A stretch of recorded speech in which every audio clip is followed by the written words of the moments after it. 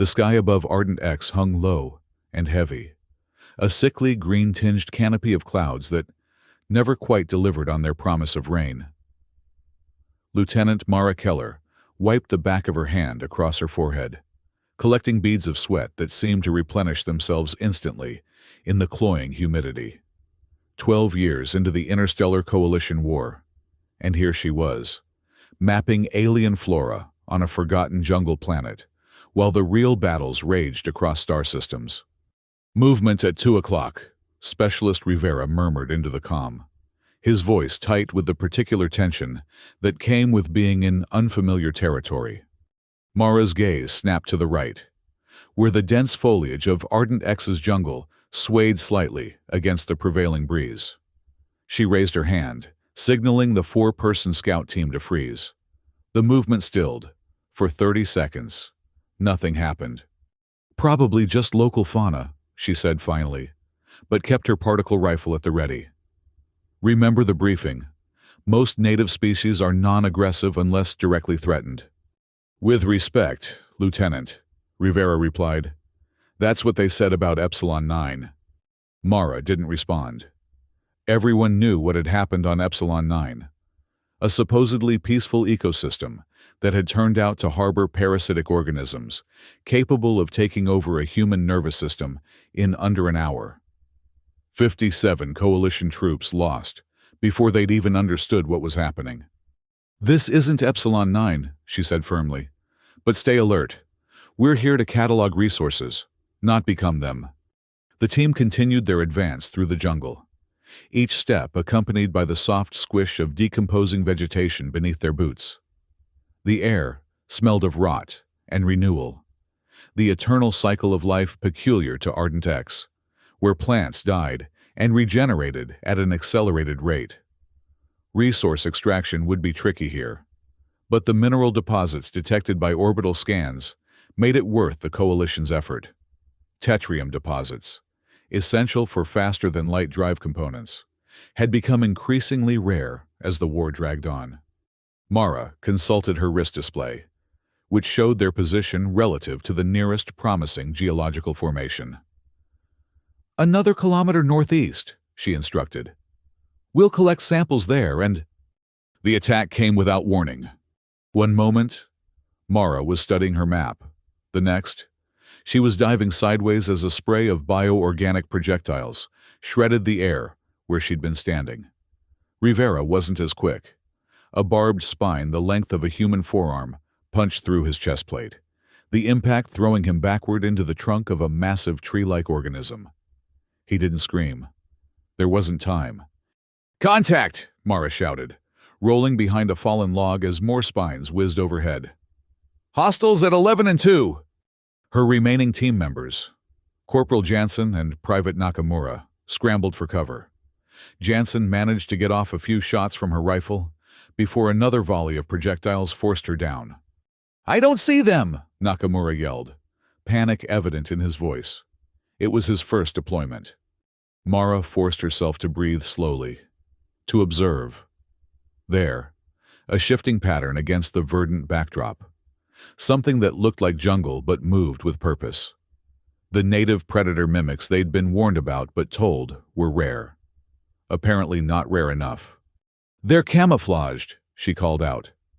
"Look for movement patterns against the foliage, not distinct shapes." As she spoke, one of the creatures detached itself from the surrounding jungle, its form resolving into a nightmarish approximation of the local flora, but animated, purposeful. It was roughly the size of a large earth feline, with what appeared to be specialized launching organs along its flanks, currently retracting after firing their deadly payloads.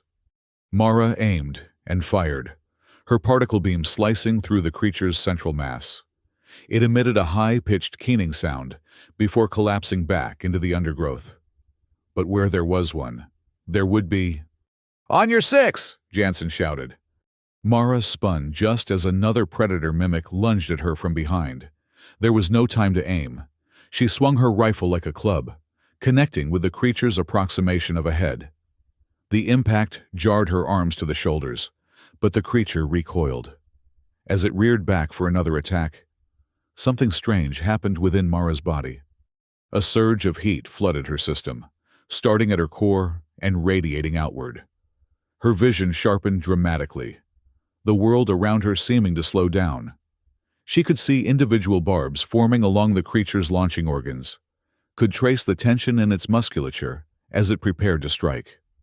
Every sound in the jungle became distinct: Nakamura's rapid breathing, Jansen's controlled bursts of fire, the subtle clicking of the predator mimic's internal mechanisms. Without conscious thought, Mara dropped her rifle and drew her combat knife. As the creature lunged, she sidestepped with impossible speed and drove the blade up through what she somehow knew was a vulnerable spot beneath its launching organs.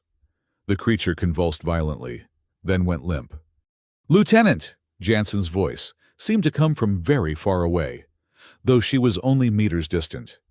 "We need to fall back." Mara nodded, but the strange surge of clarity and strength was already beginning to ebb, leaving her lightheaded and nauseous. She retrieved her rifle with shaking hands. "Covering fire," she ordered, her voice sounding strange in her own ears. "Nakamura, signal the outpost for emergency extraction. We've got a man down and unknown hostiles." As Nakamura fumbled with the comm unit, Mara and Jansen laid down suppressing fire in the direction of the remaining predator mimics. The strange biochemistry that had flooded Mara's system continued to recede, leaving behind a bone-deep exhaustion that threatened to buckle her knees. "What the hell just happened to me?" she wondered, even as she calculated angles of fire and escape routes. But there was no time to dwell on it. Rivera was dead, and if they didn't move quickly, the rest of them would join him. The extraction shuttle arrived 18 minutes later, its downdraft flattening the surrounding vegetation as it hovered above the small clearing where the team had established a defensive position. By then, Mara had experienced 2 more surges of the strange enhanced awareness, each accompanied by a rush of strength that allowed her to fight with preternatural effectiveness. But each surge left her weaker afterward, and by the time they dragged themselves aboard the shuttle, she could barely stand. "What happened out there?" Captain Reyes demanded, as soon as they were airborne. He was a compact man with the weathered features of someone who had spent too much time on too many hostile worlds. His dark eyes were sharp with concern as they moved from Mara's exhausted face to the body bag containing what remained of Specialist Rivera. "Ambush," Mara managed, fighting to keep her eyes open. "Native predators. They can camouflage themselves completely. Biological projectile weapons." She swallowed hard against rising nausea. Rivera never had a chance. Reyes's expression darkened. "Intelligence said those predator mimics were supposed to be rare. Damn it." He studied Mara more closely. "You look like hell, Lieutenant. Nakamura said you took down 3 of them single-handed." "I don't," Mara began, then stopped. How could she explain something she didn't understand herself? "Something happened to me out there, sir. Some kind of surge. I need medical." Reyes's eyes narrowed, but he nodded sharply. "Get her to the infirmary as soon as we land." He instructed the medic who had been monitoring Rivera's vital signs until they flatlined. "Full workup." Mara wanted to say more, to try to articulate the strange clarity that had come over her in combat. But darkness was creeping in at the edges of her vision. The last thing she saw before unconsciousness claimed her was Captain Reyes's concerned face, his lips moving in words she could no longer hear. She woke to the antiseptic smell of the outpost's medical bay, the familiar hum of diagnostic equipment surrounding her bed. Mara blinked against the harsh lighting, trying to orient herself. Her mouth felt like it was stuffed with cotton, and her muscles ached as if she'd run a triple marathon. "Welcome back, Lieutenant." Mara turned her head to see a tall, slender woman with close-cropped silver hair standing beside her bed, studying a datapad with a furrowed brow. The name badge on her white medical coat read, "Dr. Velen." "How long?" Mara croaked. 18 hours, Dr. Velen replied, setting down the datapad to offer Mara a cup of water. You were severely dehydrated and suffering from acute adrenal exhaustion, among other interesting conditions. Mara sipped the water gratefully, letting it soothe her parched throat. Interesting? Dr. Velen's expression was a mixture of scientific fascination and medical concern. Your blood work showed levels of endogenous biochemicals that, frankly, should not be possible in a human body. Adrenaline, norepinephrine, cortisol, all off the charts. But that's not the most unusual part. She paused, seeming to choose her next words carefully. There were compounds in your system that we can't identify, similar to known human stress hormones, but different, more potent, perhaps synthesized by your body in response to extreme danger. Mara tried to process this information through the fog still clouding her mind. You're saying my body produced some kind of combat drug? Essentially, yes. Dr. Velen nodded. A natural one, triggered by the threat to your survival. Captain Reyes has been briefed, and the door to the medical bay slid open, cutting off Dr. Velen's explanation as Captain Reyes himself strode in, accompanied by a man Mara didn't recognize. The stranger wore the gray uniform of Coalition Research and Development, his insignia marking him as a director. Lieutenant Keller. Reyes acknowledged her with a nod. Good to see you conscious. This is Director Arlov from R&D Division.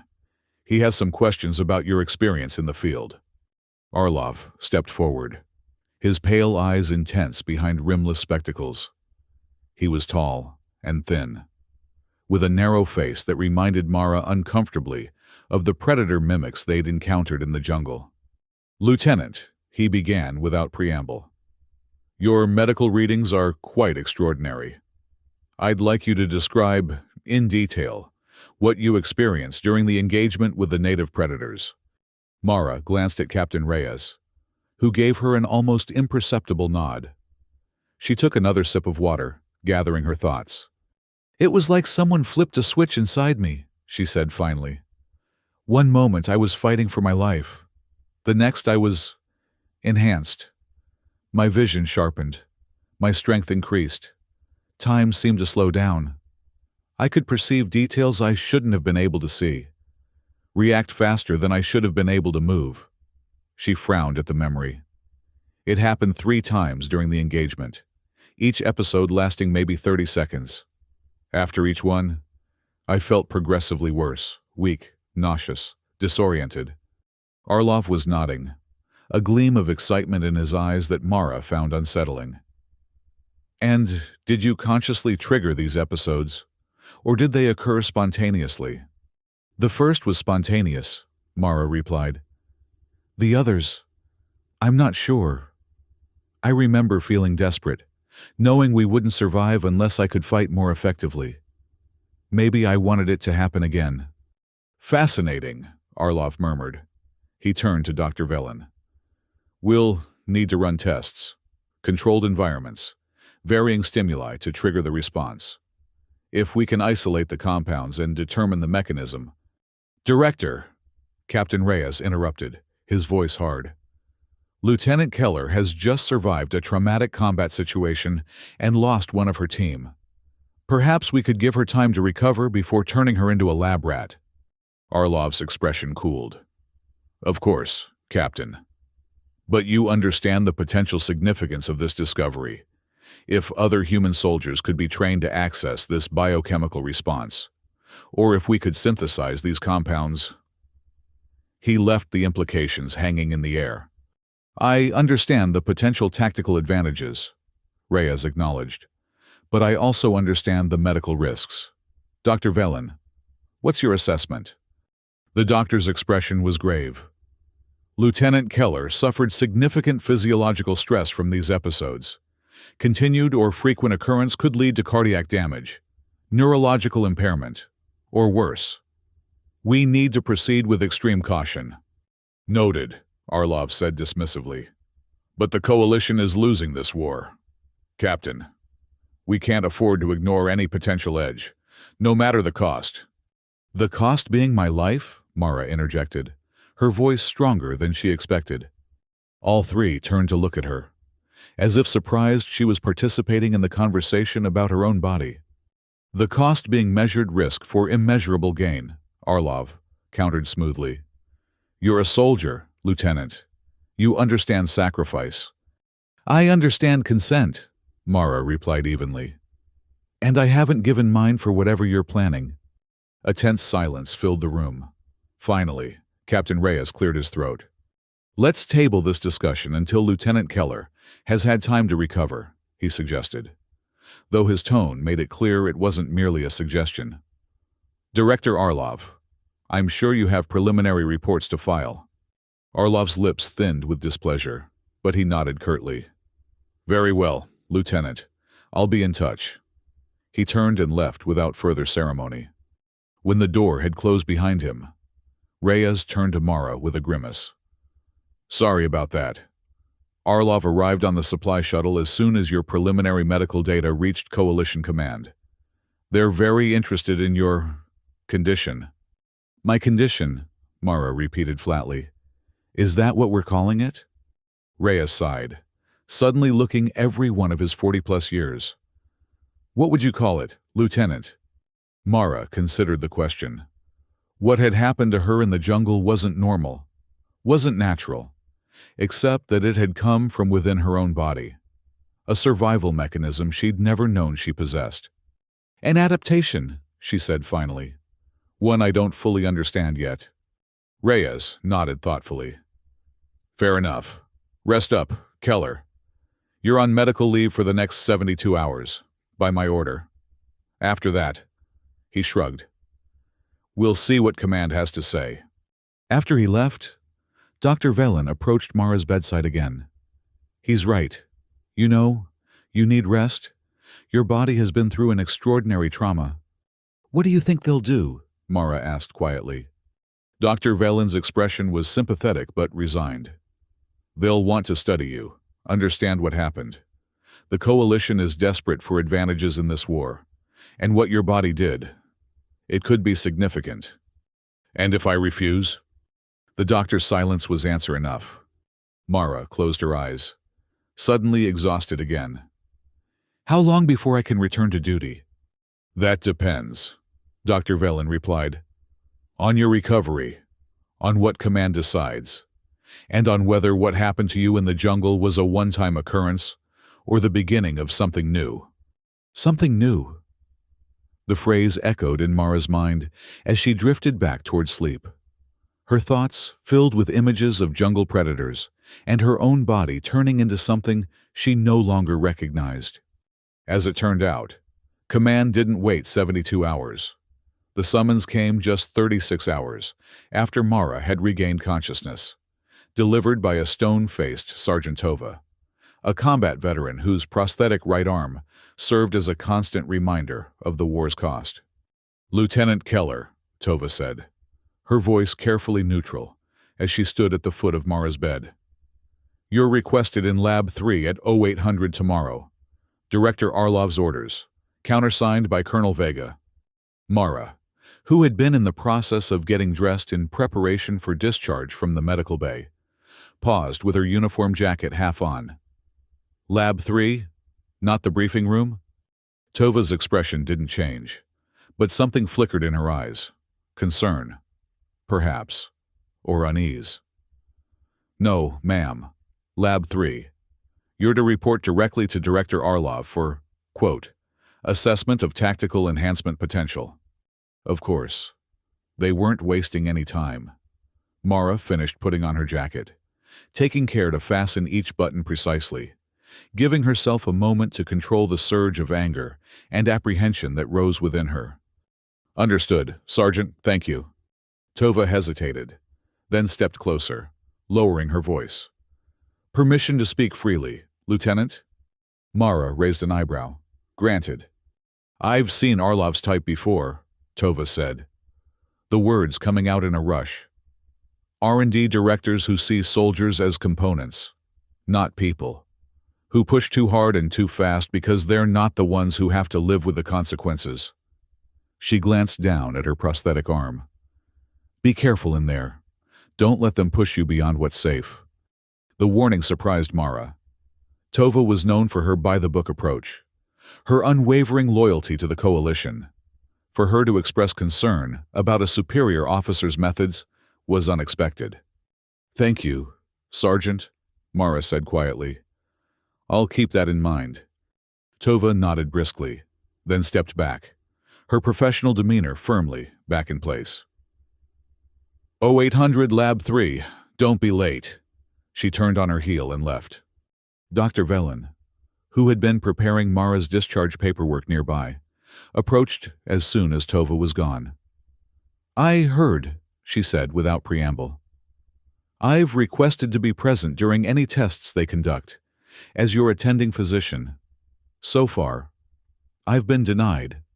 Mara felt a chill that had nothing to do with the medical bay's temperature. That's not protocol. No, Dr. Velen agreed grimly. It's not. Director Arlov has invoked Special Research Directive 17A, which gives R&D division wide latitude when investigating potential tactical advantages. She handed Mara a small case. These are monitoring implants. They'll record your vital signs and biochemical levels.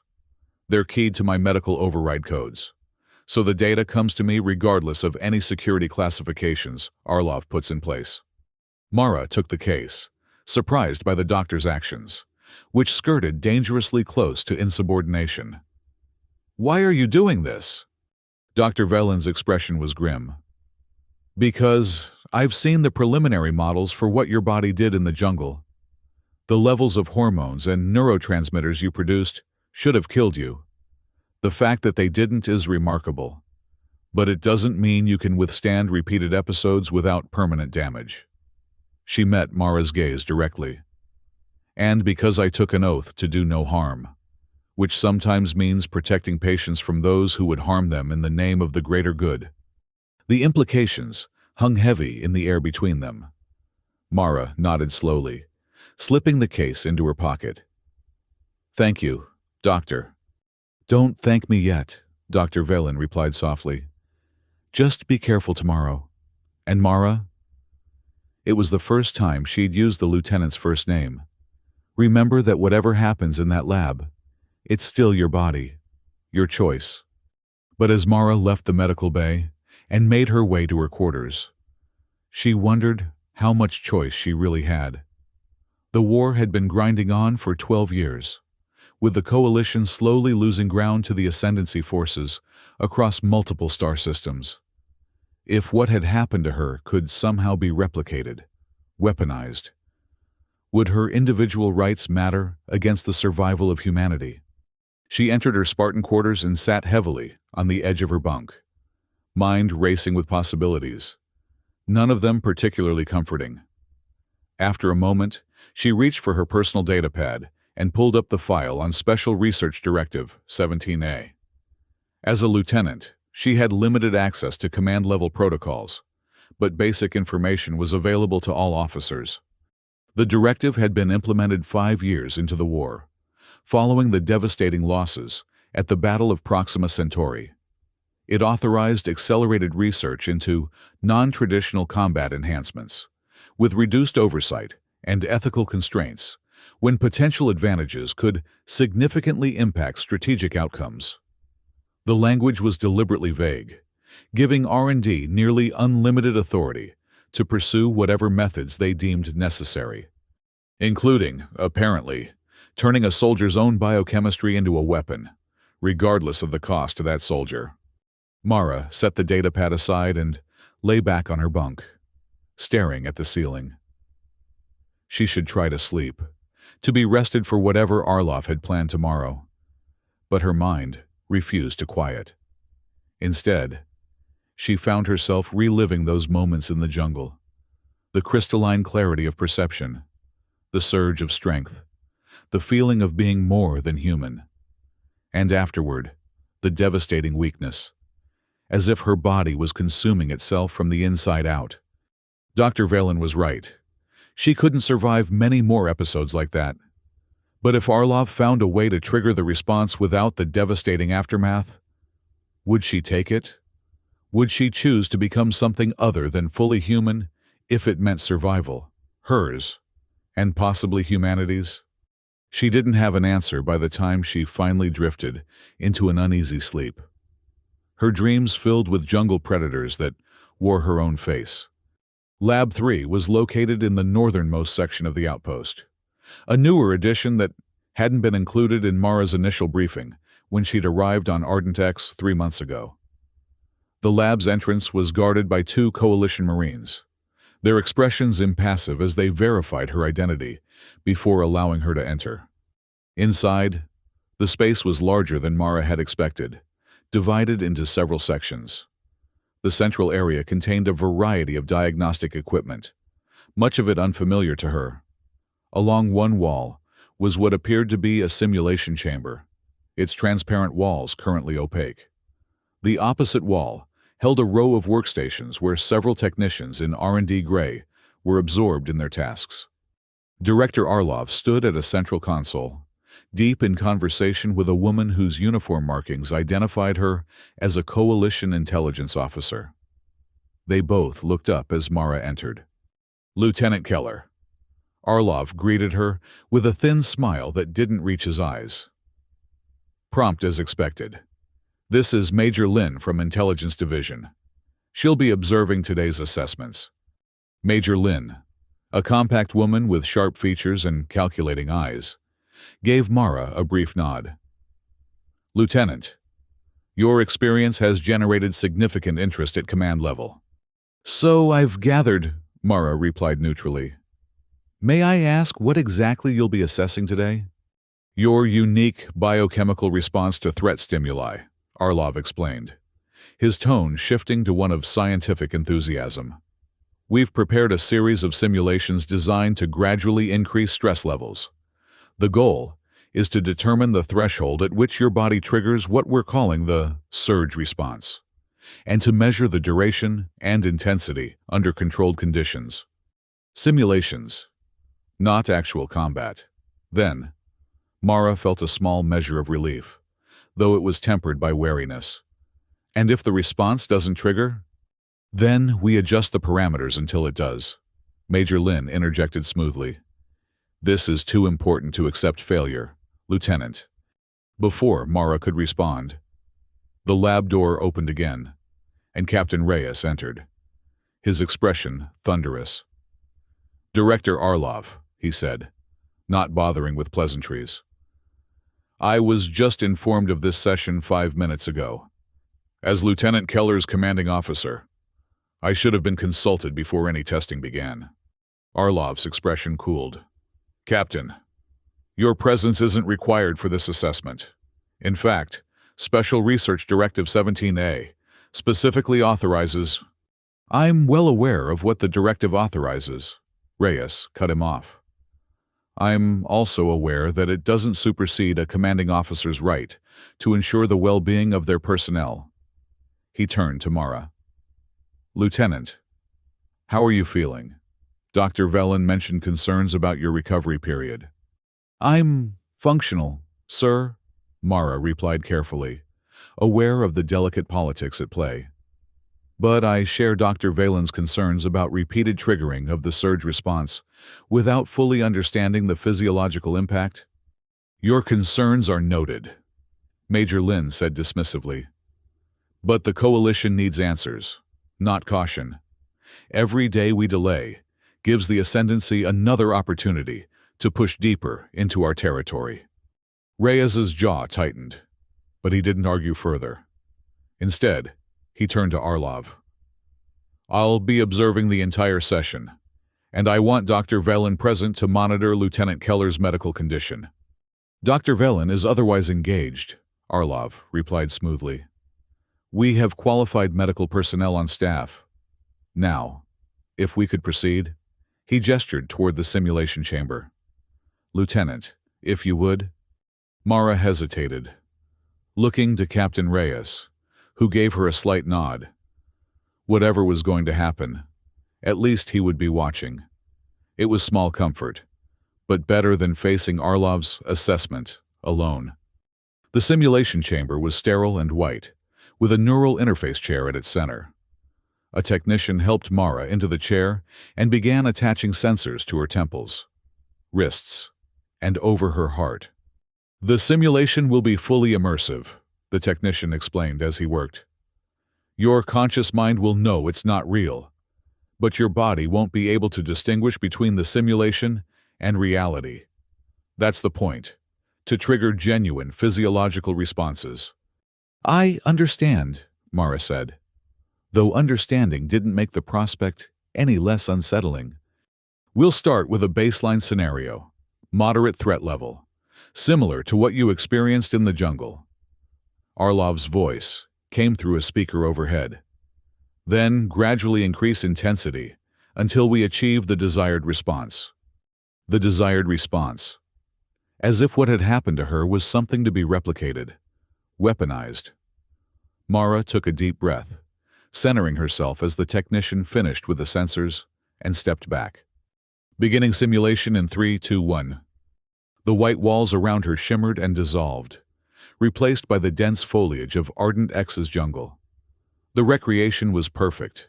The humidity, the strange quality of the light filtering through the canopy, the soft sounds of alien life forms.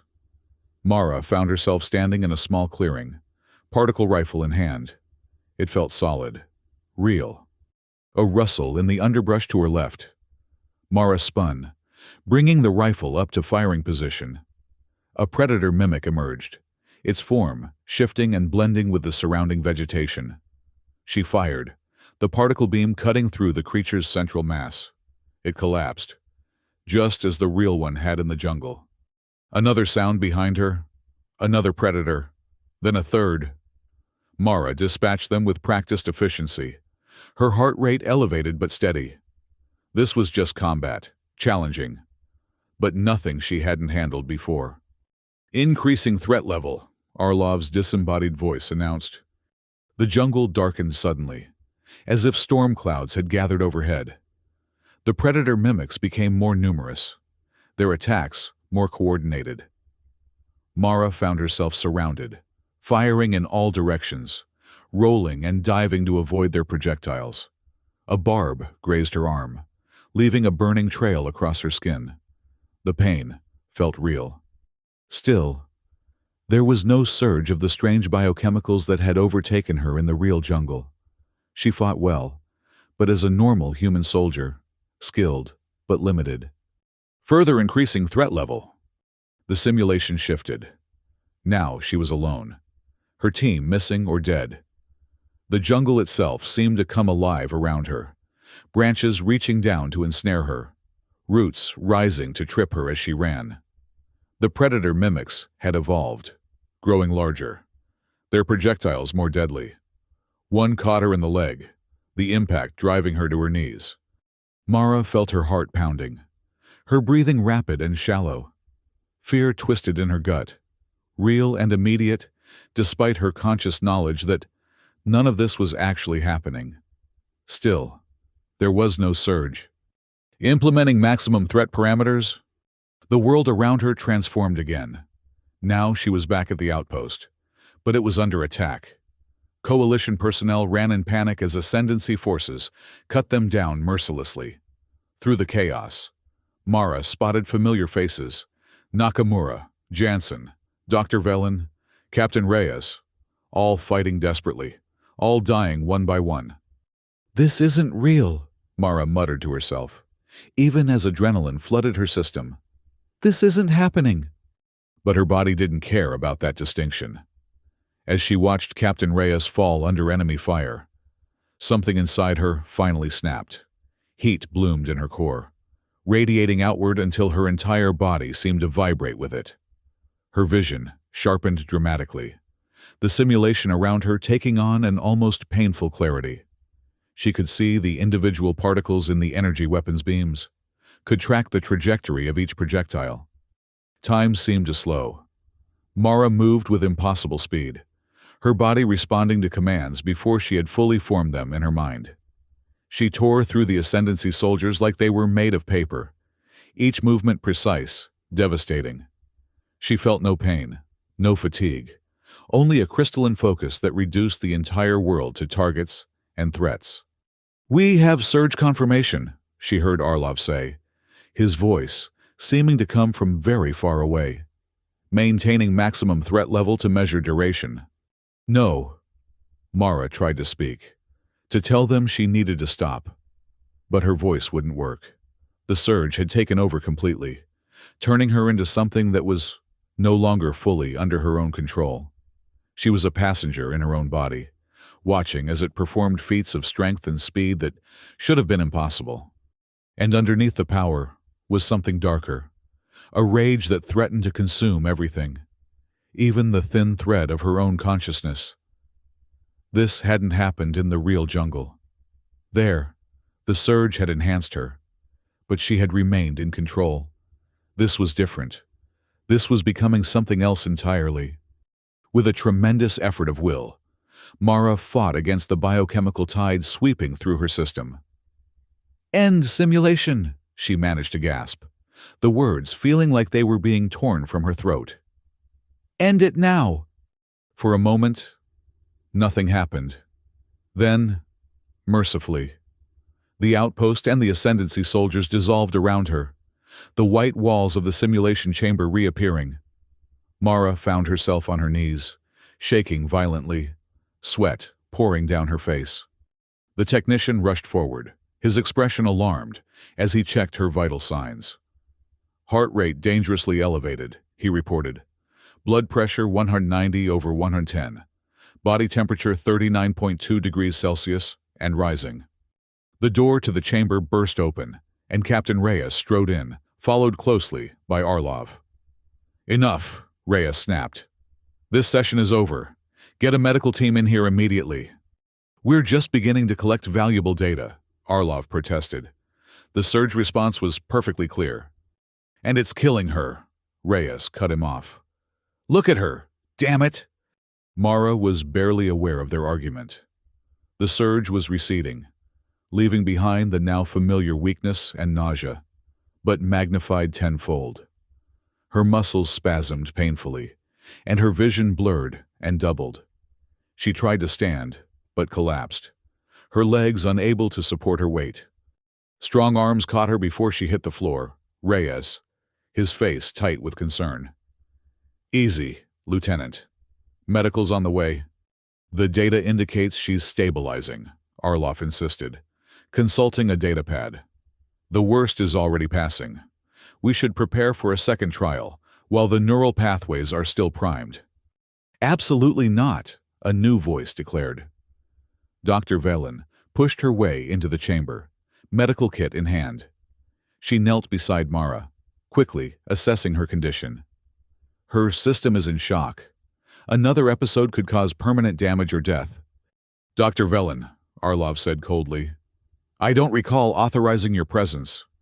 "I don't recall asking for authorization," Velen replied, without looking up from Mara. "Captain Reyes requested medical support, and I responded. Lieutenant Keller needs immediate treatment, and at least 48 hours of recovery before any further testing." "This is a direct violation of Special Research Directive 17A," Major Lin interjected, having followed Arlov into the chamber. "The Coalition has classified this research as Priority Alpha. Medical concerns are secondary to—" "To what?" Dr. Velen demanded, rising to face the intelligence officer. "To turning a human being into a weapon? To pushing her body past its breaking point in the name of progress?" She gestured to Mara, who was now semi-conscious, her breathing shallow and rapid. "Look at her. This isn't sustainable. Whatever's happening inside her, it's consuming her faster than her body can regenerate." "That's precisely what we need to understand," Arlov insisted. "With proper analysis, we might be able to modify the response, make it less taxing on the subject." "The subject has a name," Reyes said quietly, his voice all the more dangerous for its softness. "And she's one of my best officers. I won't stand by while you destroy her in the name of research." A tense silence fell over the chamber. Finally, Major Lynn spoke, her tone diplomatic but firm. A compromise. Then, Lieutenant Keller will receive full medical treatment and the recommended recovery period. After that, testing will resume with modified parameters to reduce physiological stress. She turned to Arlov. In the meantime, your team will analyze the data collected today to better understand the mechanism of the surge response. It wasn't really a compromise, merely a delay, but it was the best they were going to get for now. Dr. Velen nodded curtly and returned her attention to Mara, administering a hypodermic injection that almost immediately eased the worst of the muscle spasms. "Can you stand, Lieutenant?" she asked gently. With Reyes's assistance, Mara managed to get to her feet, though she swayed dangerously. "I feel like I've been hit by a transport shuttle," she mumbled, her words slurring slightly. "Unsurprising," Dr. Velen replied. "Your body just produced enough stress hormones to kill a normal human being. Twice." As they helped her out of the simulation chamber, Mara caught Arlov watching her with an expression of cold calculation. Not concern for her well-being, not even scientific curiosity, just the measured assessment of a man considering how best to use a newly discovered resource. In that moment, despite her weakened state, Mara made a decision. Whatever was happening to her body, whatever this surge response meant, she would not allow herself to become merely a test subject, a means to an end. Somehow, she would retain control of the surge and of her own destiny. 2 days later, Mara sat in Dr. Velen's office, reviewing the data from the simulation incident. Her body had recovered faster than expected, another apparent side effect of whatever changes were occurring in her biochemistry. But the memory of losing control within the surge remained vivid and disturbing. "The neurochemical cascade is unlike anything I've ever seen," Dr. Velen explained, highlighting sections of the complex molecular diagrams on her display. "It begins with standard human stress responses, adrenaline, cortisol, norepinephrine, but then diverges dramatically. These compounds here," she indicated a cluster of unfamiliar molecular structures. "They're similar to combat stimulants used by ascendancy forces, but they're being produced endogenously, by your own body." Mara studied the diagrams, trying to make sense of the scientific notation. "Is that even possible? For a human body to suddenly start producing entirely new compounds?" "Not suddenly. No." Dr. Velen shook her head. "I've been reviewing your previous medical scans from when you first arrived on Ardent X. The changes were already beginning then, just at levels too subtle to trigger alerts in the standard screening protocols." 3 months ago, Mara frowned. "But I've never experienced anything like the surge before the jungle incident." "The potential was there, but dormant," Dr. Velen theorized. "Something about the extreme stress of combat against the predator mimics finally pushed it past the threshold." She leaned back in her chair, expression troubled. "The question is, why you? What made your body capable of this adaptation when no other human has demonstrated similar abilities?" Before Mara could respond, the office door slid open, and Captain Reyes entered, his expression grim. "Doctor, Lieutenant, we have a situation." He moved to Dr. Velen's console and input an access code. The medical diagrams were replaced by surveillance footage of Lab 3, where Director Arlov stood before a row of stasis chambers, each containing what appeared to be biological specimens. "These are the predator mimics we encountered in the jungle," Mara realized, leaning forward. "They captured live specimens?" "Yes," Reyes confirmed. "But that's not the concerning part. Listen." He increased the audio volume. "Remarkable adaptation," Arlov was saying to a lab assistant. "The biochemistry is analogous to what we're seeing in Lieutenant Keller, but far more advanced. These creatures have evolved a perfect fight response, enhanced speed, strength, sensory perception, triggered by predator-prey interactions. But the lieutenant is human," the assistant pointed out. How could she develop a similar adaptation? Orlov's thin smile sent a chill down Mara's spine. That's the fascinating question. My theory is that it's not coincidence. The Coalition established this outpost on Ardent X 3 years ago. Lieutenant Keller has been here for 3 months.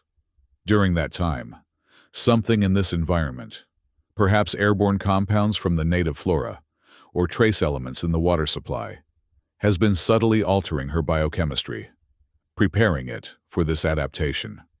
You think the planet itself is changing her? The assistant asked, sounding skeptical. Not intentionally, of course, Orlov replied. But environmental exposure combined with genetic predisposition. It's a reasonable hypothesis. One will test by exposing other subjects to similar conditions. Other subjects? Mara repeated, as Reyes paused the footage. He's planning to experiment on more Coalition personnel. Yes, Reyes confirmed grimly. He's already requested a transfer of 20 combat veterans to Ardent X for what he's calling extended environmental adaptation studies. Colonel Vega approved it this morning. Dr. Valen's expression hardened. He can't do this. Not without informed consent.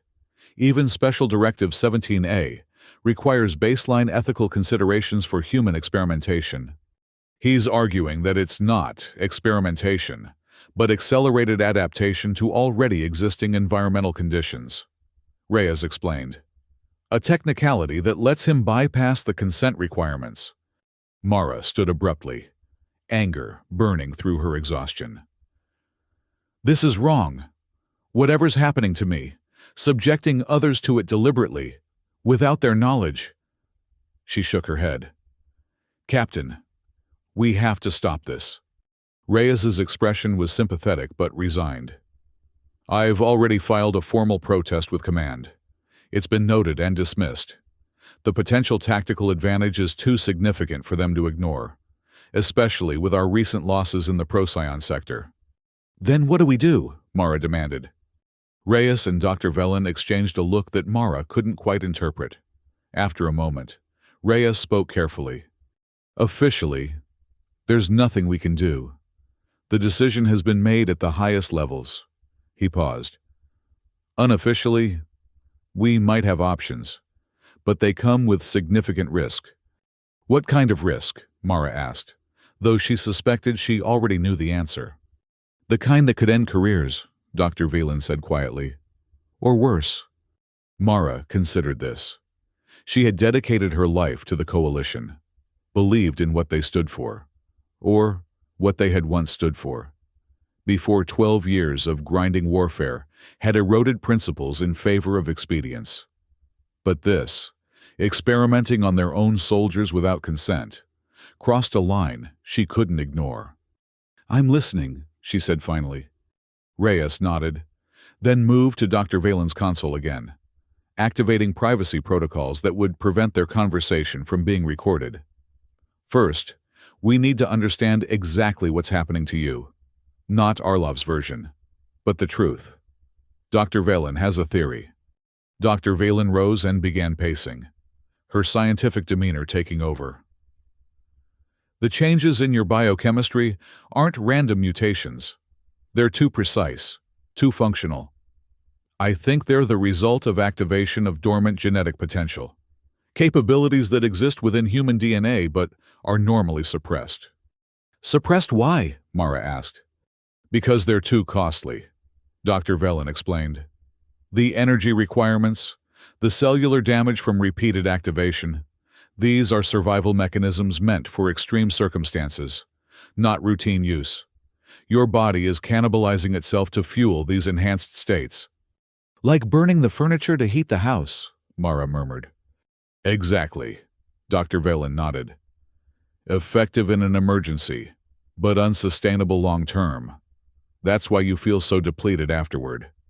And each episode seems to be more intense than the last, as if your body is becoming more efficient at triggering the response, but also burning through resources faster. And Orlov wants to induce this in other soldiers? Mara shook her head in disbelief. Even if it works, they'd be combat effective for what? Minutes at a time? then useless for days afterward? He believes he can modify the response, Reyes said. Control it. Extend the duration while minimizing the after effects. That's what the predator mimic research is about, understanding how they manage the biochemical balance.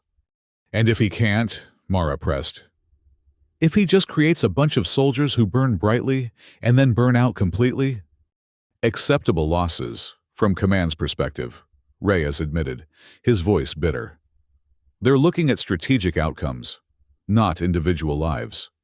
The implications settled heavily on Mara's shoulders. She wasn't just a curiosity or an experiment. She was a prototype for something that could change the nature of warfare itself, and possibly the nature of humanity. So what's our option? She asked finally. You said we might have one. Reyes and Dr. Velen exchanged another look. Then the doctor reached into her desk drawer and removed a small, metallic device about the size of her palm. This is an experimental neural inhibitor, she explained, designed to dampen extreme stress responses in soldiers suffering from combat trauma. It's still in the testing phase, not yet approved for general use. And it could prevent the surge response? Mara asked, studying the device. In theory, yes. Dr. Velen nodded. It would intercept the initial neurochemical triggers before they can cascade into a full surge.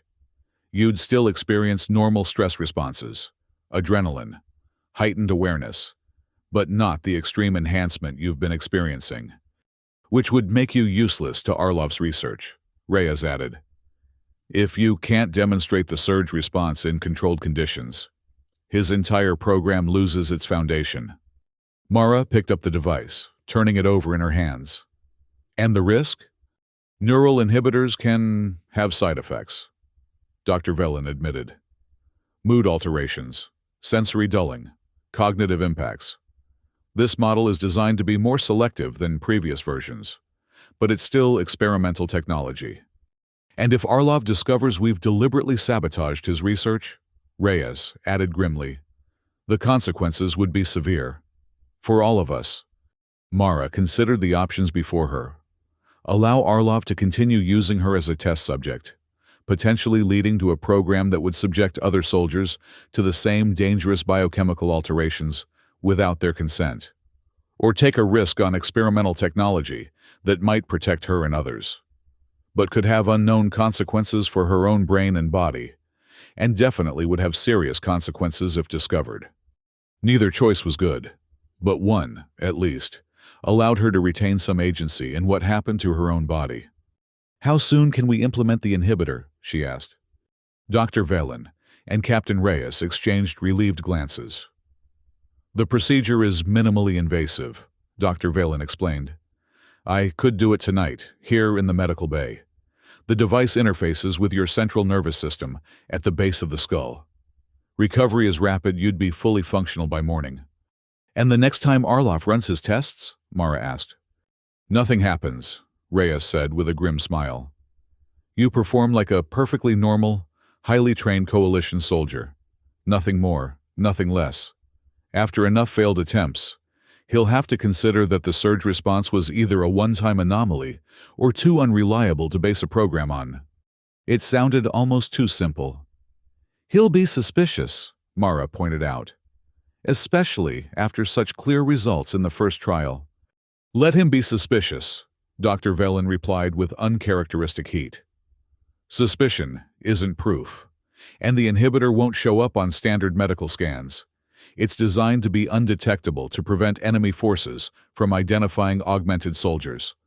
Mara nodded slowly. It wasn't a perfect solution, but it was something, a way to resist without openly defying orders. All right, she said finally. Let's do it, tonight. There's one more thing you should know, Dr. Velen added, her expression serious. Based on my analysis, I believe the changes in your biochemistry are continuing to evolve, with or without the surge episodes. The inhibitor will prevent the acute response, but not the underlying adaptation. Whatever is happening to you, it's not stopping. Mara absorbed this sobering information. Do you have any idea where it's leading? What I might become. Dr. Velen shook her head. I can't predict that, but I can promise to keep monitoring you, to help you understand and manage the changes as they occur. It wasn't the reassurance Mara had hoped for, but it was honest. And right now, honesty was in short supply. Thank you, she said quietly, both of you, for not just seeing me as a resource to be exploited. Reyes's expression softened slightly. You're one of my soldiers, Lieutenant. That means something to me, even if it doesn't to command anymore. He straightened, his professional demeanor returning. I'll create a diversion tonight to ensure the medical bay is clear. Dr. Velen will signal when it's safe to proceed. As they finalized the details of their plan, Mara found herself reflecting on how quickly her life had changed. 3 days ago, her biggest concern had been mapping resource deposits on a hostile alien world. Now, she was conspiring against her own commanding officers, undergoing experimental neural modification, and facing the possibility that her very humanity might be evolving into something unknown. And somewhere, deep inside, a part of her wondered if the changes might not be entirely unwelcome. The power of the surge, the clarity it brought, despite the costs. There had been moments when it felt right, as if she were becoming what she was always meant to be.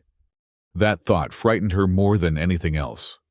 The next morning, Mara reported to Lab 3 as ordered, the small incision at the base of her skull hidden beneath her regulation-length hair. The neural inhibitor was active, its presence a subtle buzzing at the edge of her awareness that Dr. Velen had assured her would fade as her brain adjusted to the device.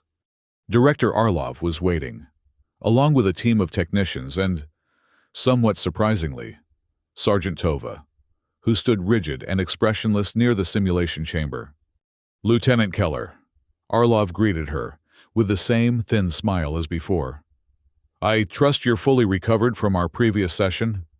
Dr. Velen's report indicates your biochemistry has stabilized remarkably quickly. I'm combat ready, sir, Mara confirmed, careful to keep her expression neutral despite the wariness she felt. Though I'm still experiencing some residual fatigue. To be expected, Arlov nodded dismissively. Today's session will be modified to account for your recovery status. We'll be using a different approach to trigger the surge response, one that we hope will produce a more controlled outcome. Different approach. That didn't sound promising. Mara glanced at Sergeant Tova, wondering what role the combat veteran would play in today's assessment. As if reading her thoughts, Arlov gestured toward Tova.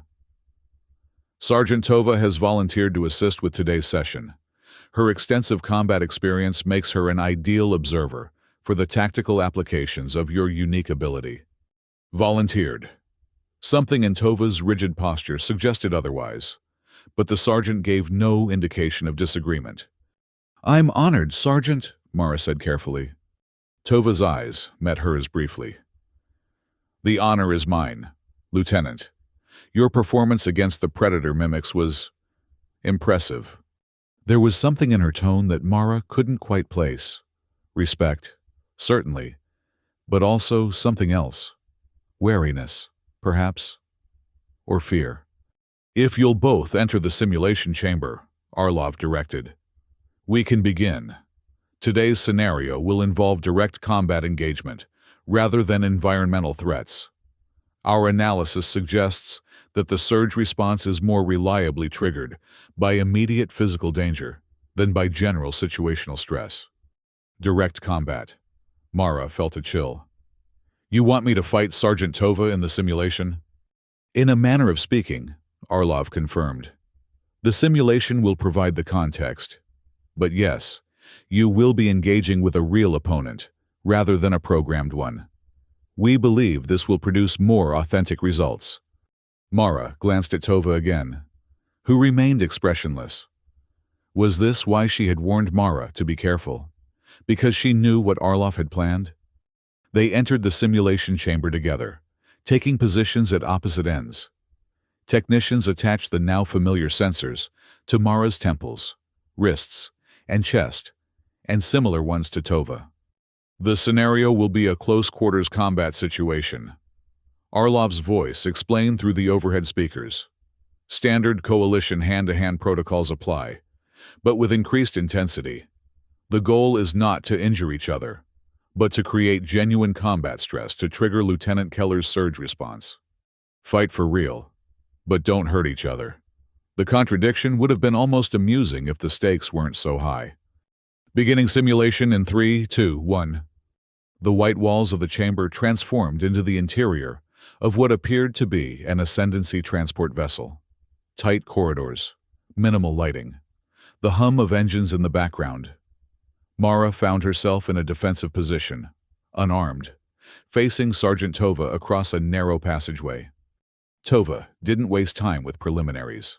She charged, her prosthetic arm whirring slightly as she threw a punch that Mara barely managed to dodge. The sergeant was fast, faster than Mara had expected, and utterly committed to the role she'd been assigned.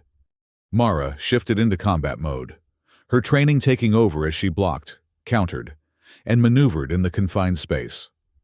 Tova was good, very good, but Mara was younger, slightly faster, and had the advantage of two biological arms with their natural proprioception. What Tova lacked in natural advantages, however, she made up for in sheer determination and experience. Every time Mara thought she had gained the upper hand, the sergeant would adjust, finding new angles of attack, exploiting momentary lapses in Mara's defense. It was exactly the kind of high-stress combat situation that should have triggered the surge response.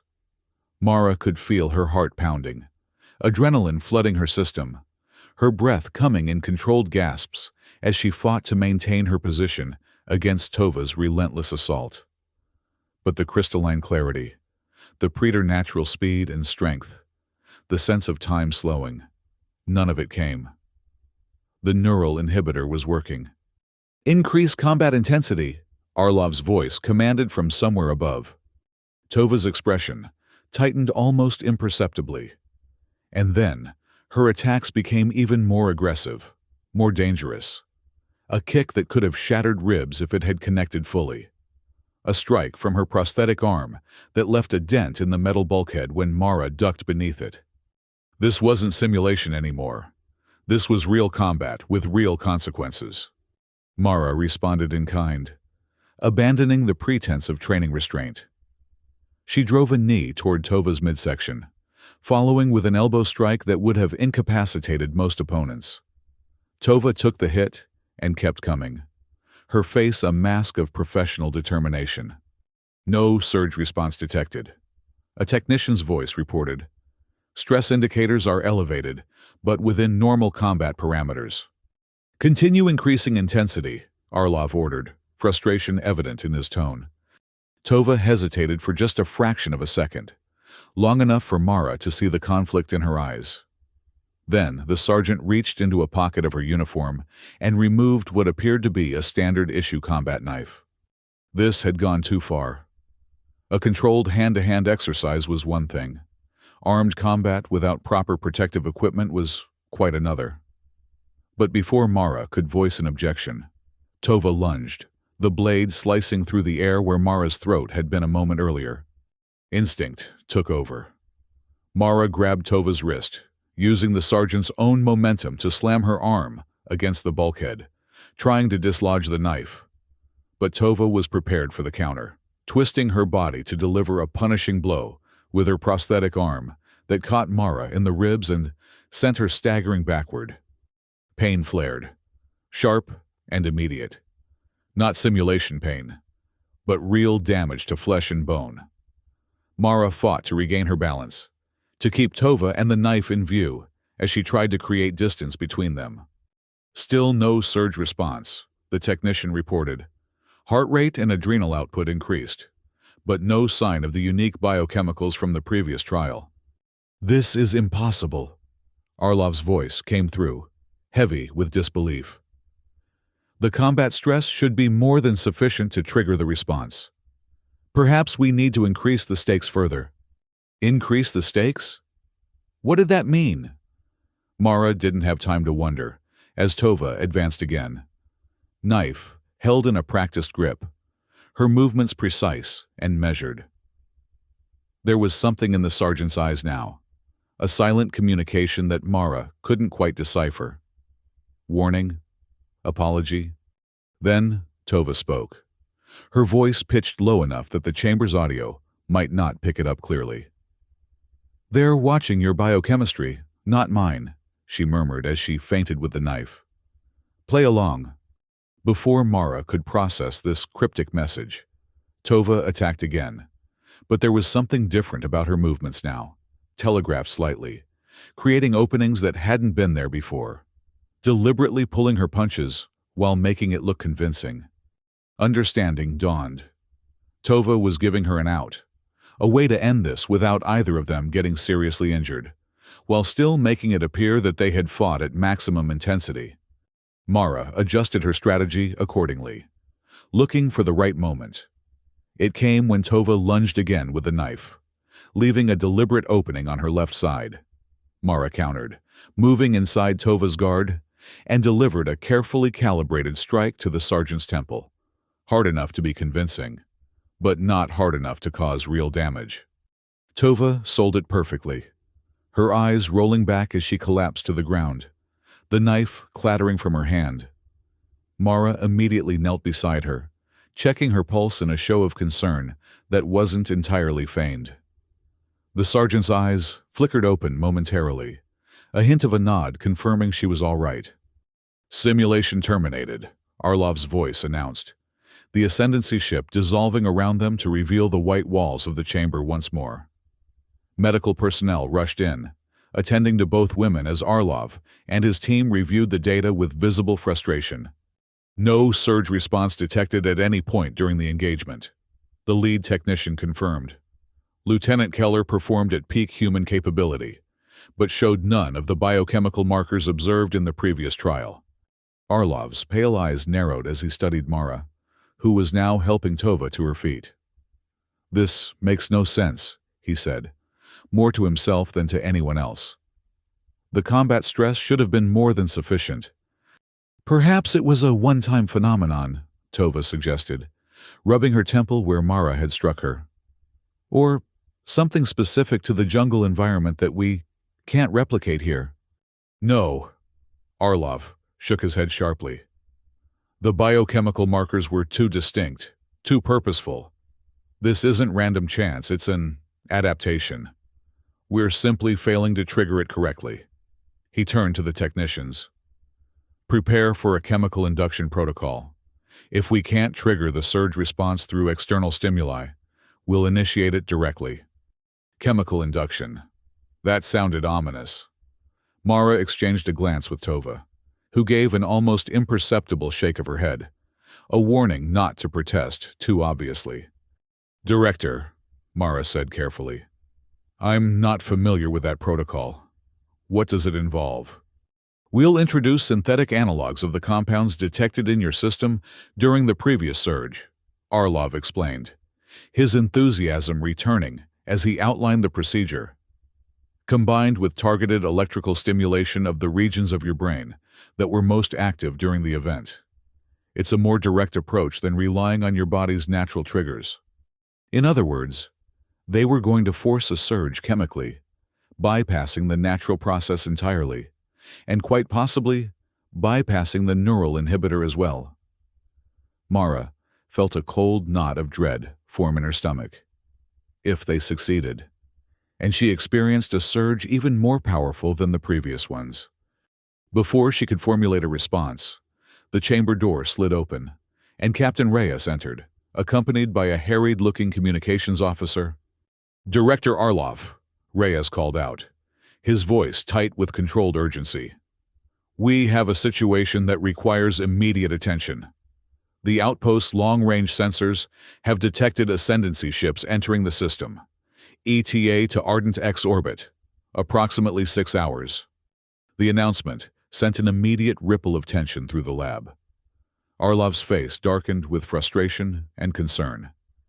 "This is most inconvenient timing, Captain," We're at a critical juncture in our research. The Ascendancy doesn't time their attacks for our convenience, Reyes replied dryly. Colonel Vega has ordered all personnel to battle stations and all non-essential research to be secured for possible evacuation. This research is essential, Arloff insisted. If we can replicate Lieutenant Keller's surge response, it could be the key to defending this outpost. With respect, Director, Tova interjected, her voice steady despite the bruise forming at her temple. A theoretical advantage 6 months from now won't help us survive the next 6 hours. We need Lieutenant Keller and every other combat-capable officer at their posts, not in a lab. Arlov looked like he wanted to argue further, but even he couldn't justify continuing experiments in the face of an imminent attack. Very well, he conceded reluctantly. But this is merely a postponement, not a cancellation. As soon as the Ascendancy threat is neutralized, we will resume our work. Of course, Director. Reyes nodded, though his expression remained grim. Lieutenant Keller, Sergeant Tova, report to the Armory for deployment assignments. The rest of you, secure all research data and prepare for possible evacuation protocols. As they left the lab, Mara fell into step beside Tova, keeping her voice low. Thank you, she murmured, for what you did in there. Tova glanced at her, expression unreadable. I don't know what you mean, Lieutenant. I was following orders, to push you to your limits. Of course, Mara nodded, understanding the need for deniability. Still, good fighting. You almost had me a couple of times. A ghost of a smile flickered across Tova's face. Next time. Maybe. Then, even more quietly. Be careful. Keller, Arlov isn't giving up on you, or what he thinks you represent, and neither is Command. Before Mara could respond, they reached the Armory, where dozens of Coalition personnel were already gearing up for the coming fight. Captain Reyes stood at the center of the activity, issuing orders and assigning positions. He caught Mara's eye briefly, a silent question in his gaze. She gave him a small nod. The neural inhibitor had worked, at least for now. But as she collected her combat gear, Mara couldn't shake the feeling that they had only won a temporary reprieve. Sooner or later, Arlov would find a way to force the surge response, inhibitor or no inhibitor. And when that happened, she pushed the thought aside. Right now, there was an Ascendancy attack force inbound, and that was problem enough for one day. The Ascendancy attack began exactly as Coalition intelligence had predicted.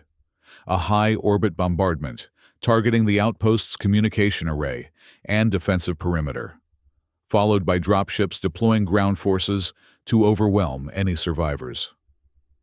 It was a standard tactic, one that had worked effectively on dozens of frontier worlds during the 12-Year War.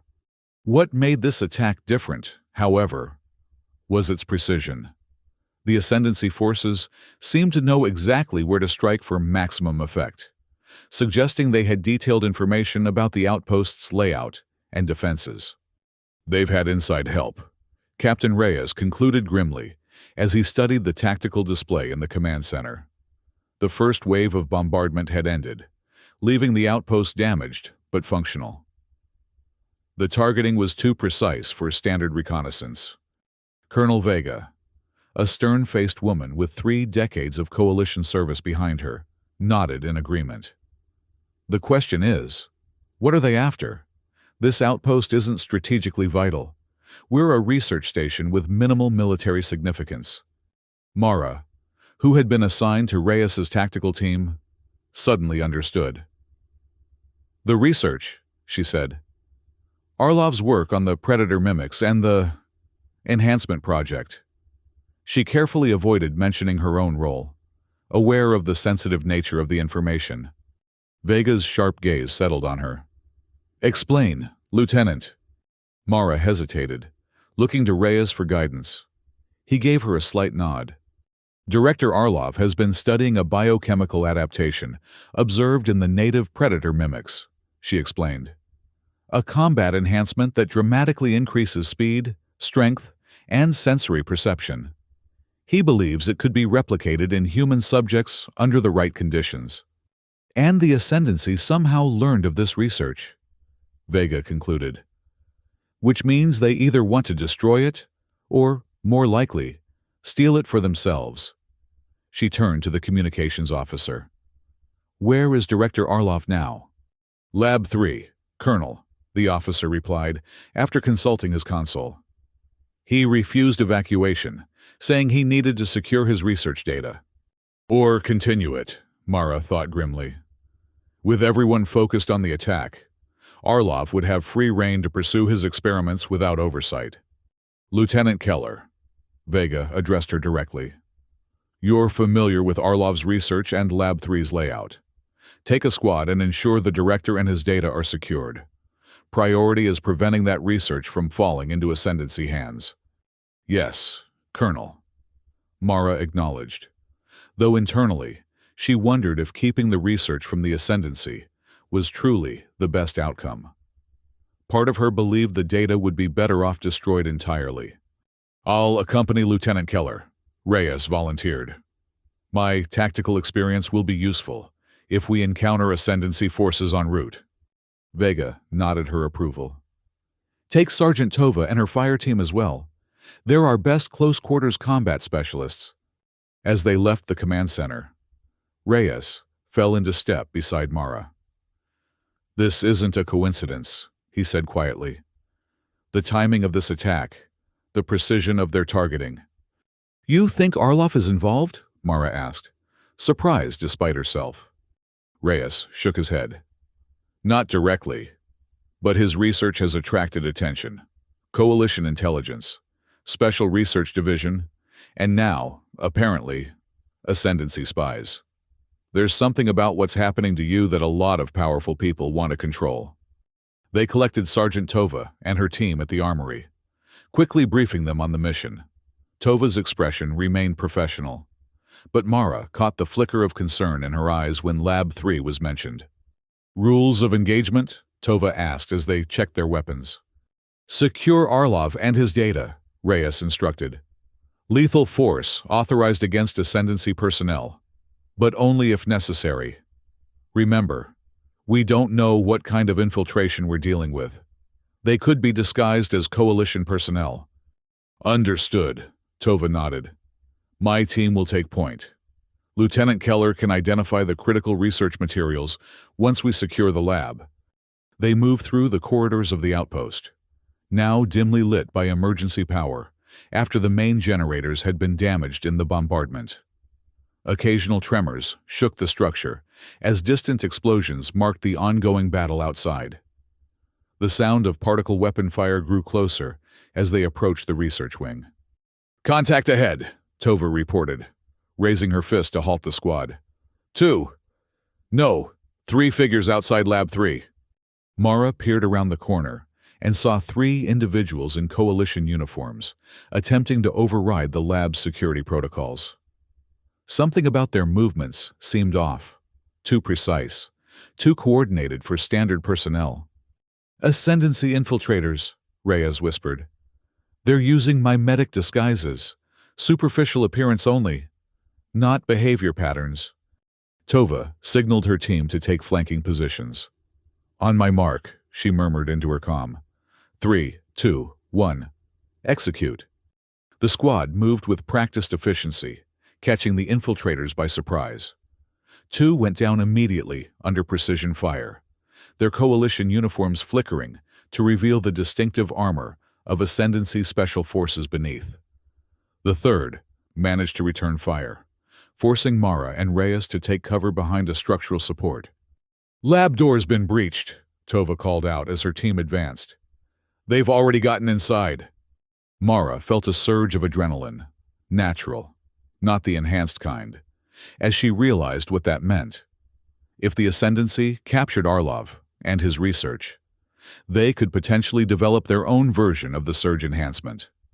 And if they forced Arloff to continue his work under their control.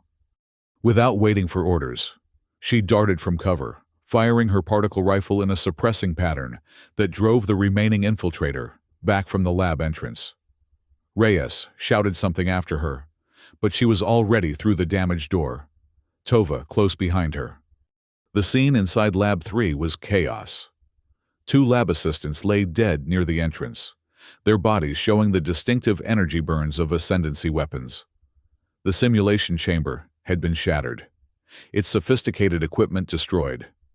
In the center of the lab, Director Arlov stood with his hands raised, facing 4 more ascendancy soldiers who had discarded their coalition disguises. "The data is encrypted," Arlov was saying, his voice steady despite the weapons trained on him. "You can't access it without my cooperation." The lead ascendancy soldier, distinguished by markings on his armor that identified him as a captain, gestured with his weapon. "Then, you will accompany us back to our ship, Director. Your research will continue under our supervision." "I think not," Mara called out, her rifle aimed at the captain's head. The ascendancy soldiers spun, bringing their weapons to bear on the new threat. For a moment, a tense standoff held, neither side willing to fire first and risk hitting their respective assets, Arlov for the ascendancy, the research data for Mara and Tova. "You're outnumbered and outgunned," the ascendancy captain said calmly. "Lower your weapons, and you may yet survive this encounter." "Unlikely," Tova replied from her position near the door. "My team has secured the corridor. Your extraction route is cut off." The captain's expression remained hidden behind his helmet, but his posture shifted slightly, recalculating odds, considering options. After a moment, he seemed to reach a decision. "Interesting situation," he said, his voice distorted through his helmet's vocoder. "But ultimately futile. Your outpost is already lost. Our main force will breach the perimeter within the hour. The only question is how many more will die before then." "If you know about Arlov's research," Mara said, keeping her rifle steady, "then you know what it could mean. Are you really willing to risk destroying it in a firefight?" The captain tilted his head slightly. "We have detailed scans of the subject who demonstrated the surge response. That would be you. Lieutenant Keller, correct? Perhaps we don't need the research data after all. Perhaps we just need you." A chill ran down Mara's spine. They knew. Somehow.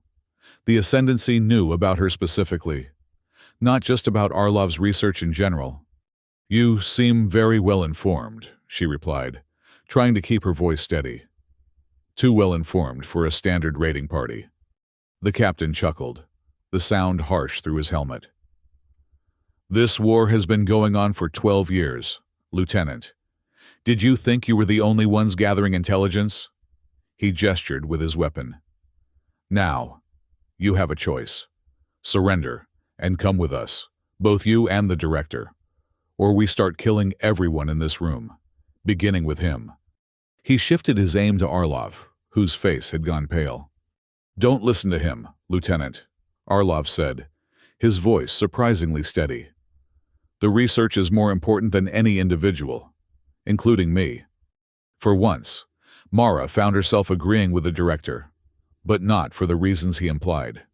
The research itself was dangerous, potentially more dangerous in Ascendancy hands, but dangerous regardless of who controlled it. She glanced at Tova, who gave an almost imperceptible nod. They had worked together enough now to understand each other's intentions without words. Tova would create a distraction, and Mara would take advantage of it. "I have a counteroffer," Mara said, taking a deliberate step forward. "You leave without the research or any prisoners, and we don't activate the lab's self-destruct sequence." The captain laughed. "A bluff, Lieutenant. This facility doesn't have a self-destruct system." "Are you certain?" Mara raised an eyebrow. "Special Research Directive 17A mandates fail-safe protocols for all sensitive research installations. Would you bet your mission on the assumption that we didn't follow protocol?" The captain hesitated, his weapon wavering slightly. In that moment of uncertainty, Tova moved, throwing a stun grenade that she had palmed while the attention was focused on Mara. The device clattered across the floor, coming to rest at the feet of the Ascendancy soldiers. "Down!" Mara shouted, diving behind a console as the grenade detonated with a blinding flash and concussive wave. The next few seconds were chaos. Particle beams crisscrossed the lab as Tova's team poured fire through the doorway. The Ascendancy soldiers, temporarily disoriented by the stun grenade, returned fire with less than their usual precision. Arlov dropped to the floor, crawling toward a workstation where, Mara assumed, his precious research data was stored. Mara moved through the chaos with focused intensity, her training taking over as she targeted the nearest Ascendancy soldier. Her first shot caught him in the shoulder joint of his armor, where the protective plating was thinnest. He staggered back, his weapon discharging harmlessly into the ceiling. Her second target was more prepared, firing a burst that forced her back into cover. The edge of the console she was using for protection melted under the concentrated energy beam, sending acrid smoke into the air. Mara rolled to a new position, came up firing, and was rewarded with the sight of another Ascendancy soldier falling. That left two, the captain and one other. They had regrouped near Arlov's workstation, using it as cover, while keeping their weapons trained on both the door where Tova's team was positioned and the section of the lab where Mara had last been seen. "Surrender now," the captain called out, "and we can end this without further bloodshed." "Unlikely," Tova replied, her voice cool and professional. "Your position is compromised, Captain. Coalition reinforcements are en route. You have nowhere to go." The captain's response was to fire a sustained burst at Tova's position, forcing her and her team back into the corridor. "We always have somewhere to go, Sergeant," he said. "The question is who we take with us." With shocking speed, he reached down and hauled Arlov to his feet, pressing his weapon against the director's head. "Final offer, Coalition. Let us leave with the director, or he dies here." Mara assessed the situation rapidly. The captain was using Arlov as a human shield, making a clean shot impossible. Tova and her team couldn't advance without risking the director's life.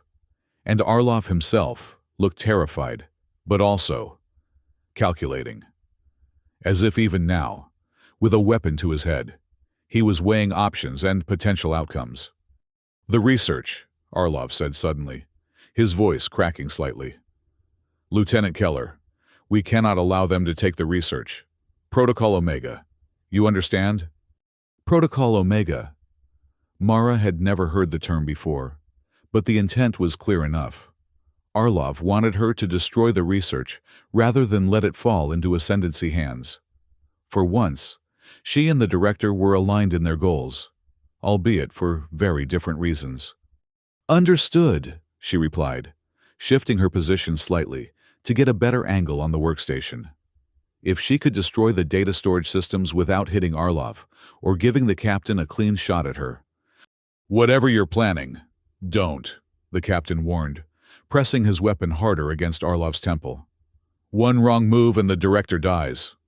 "He's going to kill me anyway," Arlov said, his voice steadier now. "The moment he has the data secured. Isn't that right, Captain?" The captain didn't respond, which was answer enough. "Lieutenant," Arlov continued, "the primary data core is behind the tertiary sample analysis station. One clean shot will overload the containment field." Mara understood what he was saying. The sample analysis station contained volatile compounds from the predator mimics. If the containment field failed, those compounds would be released into the lab atmosphere, potentially deadly, but certainly destructive to any electronic systems nearby. The captain seemed to realize what Arlov was suggesting at the same moment.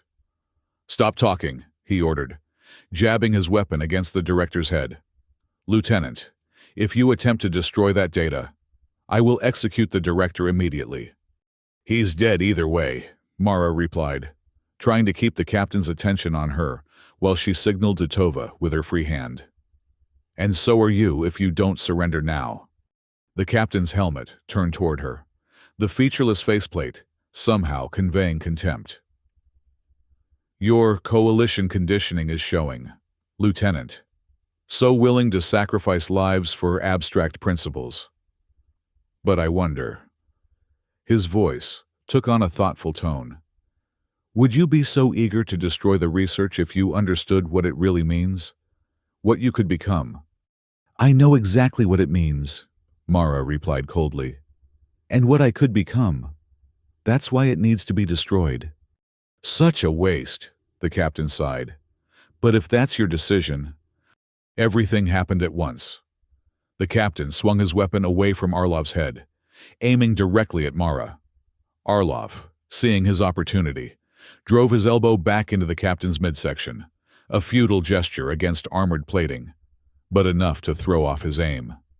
The energy beam meant for Mara's head instead seared across her shoulder, burning through her uniform and into the flesh beneath. The pain was immediate and intense, but Mara didn't let it stop her. She fired 3 rapid shots, not at the captain or his remaining soldier, but at the sample analysis station Arlov had identified. The first shot pierced the outer casing, the second damaged the control systems, and the third hit the containment field generator directly. The effect was immediate and catastrophic. A blinding flash of blue-green energy erupted from the station as the containment field collapsed, releasing both the stored samples and the energy that had been keeping them stable. The workstation nearest to it, the one containing Arlov's research data, was engulfed in the expanding wave of energy. "Fall back!" Mara shouted to Tova and her team, already moving toward the exit herself. "Containment breach!" The Ascendancy captain, realizing what was happening, shoved Arlov aside and made a desperate lunge for the workstation, trying to retrieve something, a data core, perhaps, before it was completely destroyed. His remaining soldier grabbed Arlov, apparently still intent on taking the director as a prisoner. Mara had nearly reached the exit when she saw this. Despite the pain in her shoulder and the danger of the expanding energy breach, she couldn't let them take Arlov.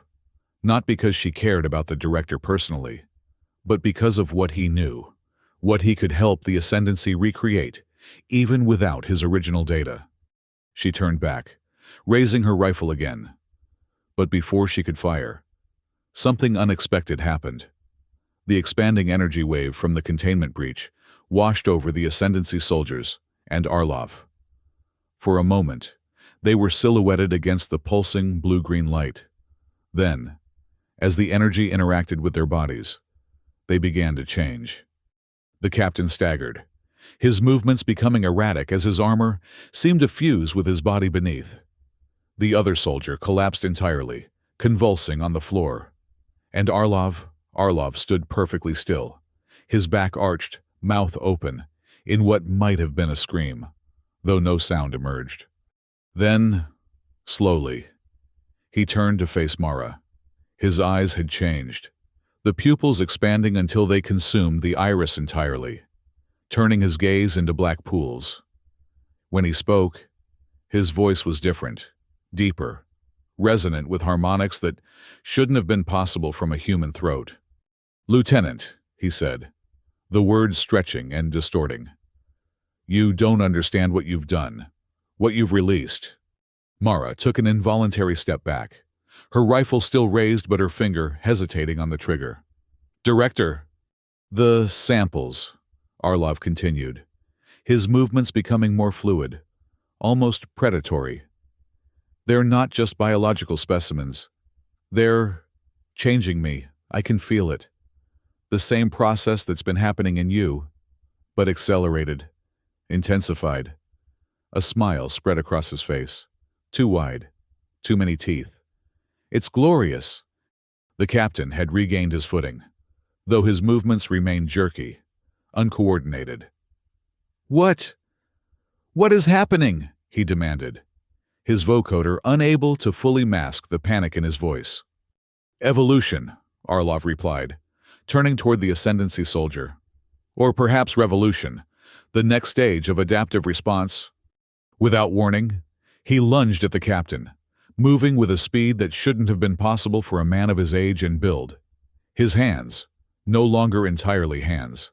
The fingers, elongated and claw-like, tore at the captain's armor, finding the seams and ripping the protective plating away as if it were paper. "Lieutenant!" Tova shouted from the doorway. "We need to go, now!" Mara knew she was right. Whatever was happening to Arlov, it wasn't something they could control or contain, and the energy breach was still expanding, threatening to engulf the entire lab. "Fall back to the command center," she ordered, finally turning away from the grotesque scene before her. "Seal all access points to this section." They retreated down the corridor, Mara pausing only long enough to activate the emergency containment doors that would isolate the lab section from the rest of the outpost. As the massive metal barriers slammed down, she caught one last glimpse of Lab 3 through the diminishing opening. Arlov, standing amid the swirling energy, his body continuing to change, the remains of the Ascendancy soldiers at his feet. Then the containment doors sealed with a final, definitive thud, and the view was cut off. "What the hell was that?" Tova demanded, as they continued their retreat, her normally composed expression shaken. "I don't know," Mara admitted, wincing as the movement aggravated her shoulder wound. "But I think we just saw what happens when the adaptation process goes too far, too fast." "The director," Tova began, then shook her head, unable to find the words to describe what they had witnessed. "Isn't the director anymore," Mara finished grimly. "Whatever those samples contained, whatever caused the changes in the predator mimics, and in me, it overtook him completely." They reached a security checkpoint where the rest of Tova's team had established a defensive position. One of the soldiers immediately approached Mara, medical kit in hand. "That needs attention, Lieutenant," he said, indicating her shoulder. Mara nodded, allowing him to guide her to a seat where he could treat the wound. As he cut away the charred fabric of her uniform and applied antiseptic to the burned flesh beneath, she tried to process what had just happened and what it meant for her. If the same process that had transformed Arlov was occurring in her body, albeit more slowly, was that her inevitable fate as well? To become something no longer human, driven by biochemistry she couldn't control? "Captain Reyes needs to know about this," Tova said, interrupting Mara's dark thoughts. "And Colonel Vega. Whatever's happening in that lab, it's a threat to the entire outpost." "Agreed," Mara nodded, then winced as the medic applied a regenerative patch to her wound. "But we need to be careful about how we report this. If Command thinks there's a way to weaponize what happened to Arlov..." She didn't need to finish the thought. They had both seen how eager the Coalition was to exploit any potential advantage, regardless of the human cost. "We'll tell them exactly what we saw," Tova decided after a moment. "Nothing more, nothing less. Let them draw their own conclusions." Mara wasn't sure that was the right approach. But before she could argue, the outpost's alert system blared to life, the automated voice calm, despite the dire message it conveyed. "Attention all personnel. Perimeter breach in sectors 7 through 12. Ascendancy ground forces have entered the facility. This is not a drill. Implement defensive protocols immediately." "So much for reporting to Command," Tova muttered, checking her weapon. "Looks like we've got more immediate problems." Mara stood, testing her injured shoulder. The regenerative patch was already working, dulling the pain to a manageable level. "We need to get back to the command center. If the Ascendancy breaches that, we lose control of the entire outpost." "Agreed," Tova nodded. "My team will take point. You cover our 6. Lieutenant, that shoulder's going to limit your effectiveness in close quarters." They moved through the corridors of the outpost, encountering evidence of the Ascendancy's advance, scorch marks from energy weapons, bodies of Coalition personnel who had tried to hold defensive positions and failed. The sound of combat grew louder as they approached the central sections of the facility. Mara found herself hyper-aware of her own body as they moved, searching for any sign that she might be experiencing changes similar to what had overtaken Arlov. So far, she felt normal, as normal as anyone could feel in the middle of a combat zone, at least. The neural inhibitor at the base of her skull continued to function, preventing the biochemical surge that might have been useful in their current situation, but could lead to something far worse. They were 3 corridors away from the command center when they encountered the first Ascendancy strike team. Tova spotted them first, signaling for the squad to take cover as energy beams lanced down the hallway, superheating the air and leaving scorch marks on the walls. 6 hostiles, Tova reported after a quick assessment. Standard assault configuration. They're blocking our most direct route to the command center. Mara considered their options. Alternative route through Maintenance Section 4? Tova shook her head. Too exposed. They'd cut us down before we made it halfway. Then we fight through, Mara decided. Your team provides suppressing fire. I'll flank them through the auxiliary medical bay. Tova frowned. Your shoulder is functional enough, Mara cut her off. And I'm smaller and faster. I can make it through the ventilation access. After a moment of hesitation, Tova nodded. All right. But be careful, Lieutenant. We've had enough surprises for one day. Mara moved back down the corridor to where an access panel led to the outpost's maintenance and ventilation systems. As Tova and her team engaged the Ascendancy soldiers with coordinated bursts of fire, she removed the panel and slipped into the narrow space beyond. The ventilation system was cramped and disorienting, designed for function rather than human navigation. Mara crawled through the dusty passages, using her wrist display to track her position relative to the Ascendancy strike team. The pain in her shoulder flared with each movement, but she pushed through it, focusing on the mission. After what felt like an eternity, but was probably only a few minutes, she reached another access panel that, according to her display, should open into the auxiliary medical bay, directly behind the Ascendancy position. She listened carefully, hearing the muffled sounds of combat from the corridor beyond. Tova and her team were still engaging the enemy, keeping their attention focused forward. Slowly, carefully, Mara removed the access panel and eased herself into the medical bay. It was dark. The power diverted to more critical systems during the attack, but emergency lighting provided enough illumination for her to navigate. She moved to the doorway that led to the main corridor, where the Ascendancy soldiers had established their position. They were focused entirely on the firefight with Tova's team, their backs to the medical bay. Mara took a deep breath, steadied her rifle, and stepped into the doorway. Her first shot took down the rearmost soldier before any of them realized she was there. Her second and third found targets as well, the Ascendancy troops scrambling to respond to the unexpected threat from behind. Their formation, designed to repel a frontal assault, left them vulnerable to her flanking maneuver. Taking advantage of the confusion, Tova's team advanced, catching the remaining Ascendancy soldiers in a deadly crossfire. Within seconds, the engagement was over, the corridor littered with the bodies of the enemy strike team. "Clear!" Tova called out, her team moving forward to secure the position. "Good work, Lieutenant." Mara nodded, the rush of combat already fading, leaving her acutely aware of the throbbing pain in her shoulder. "Let's move. The command center's not far now."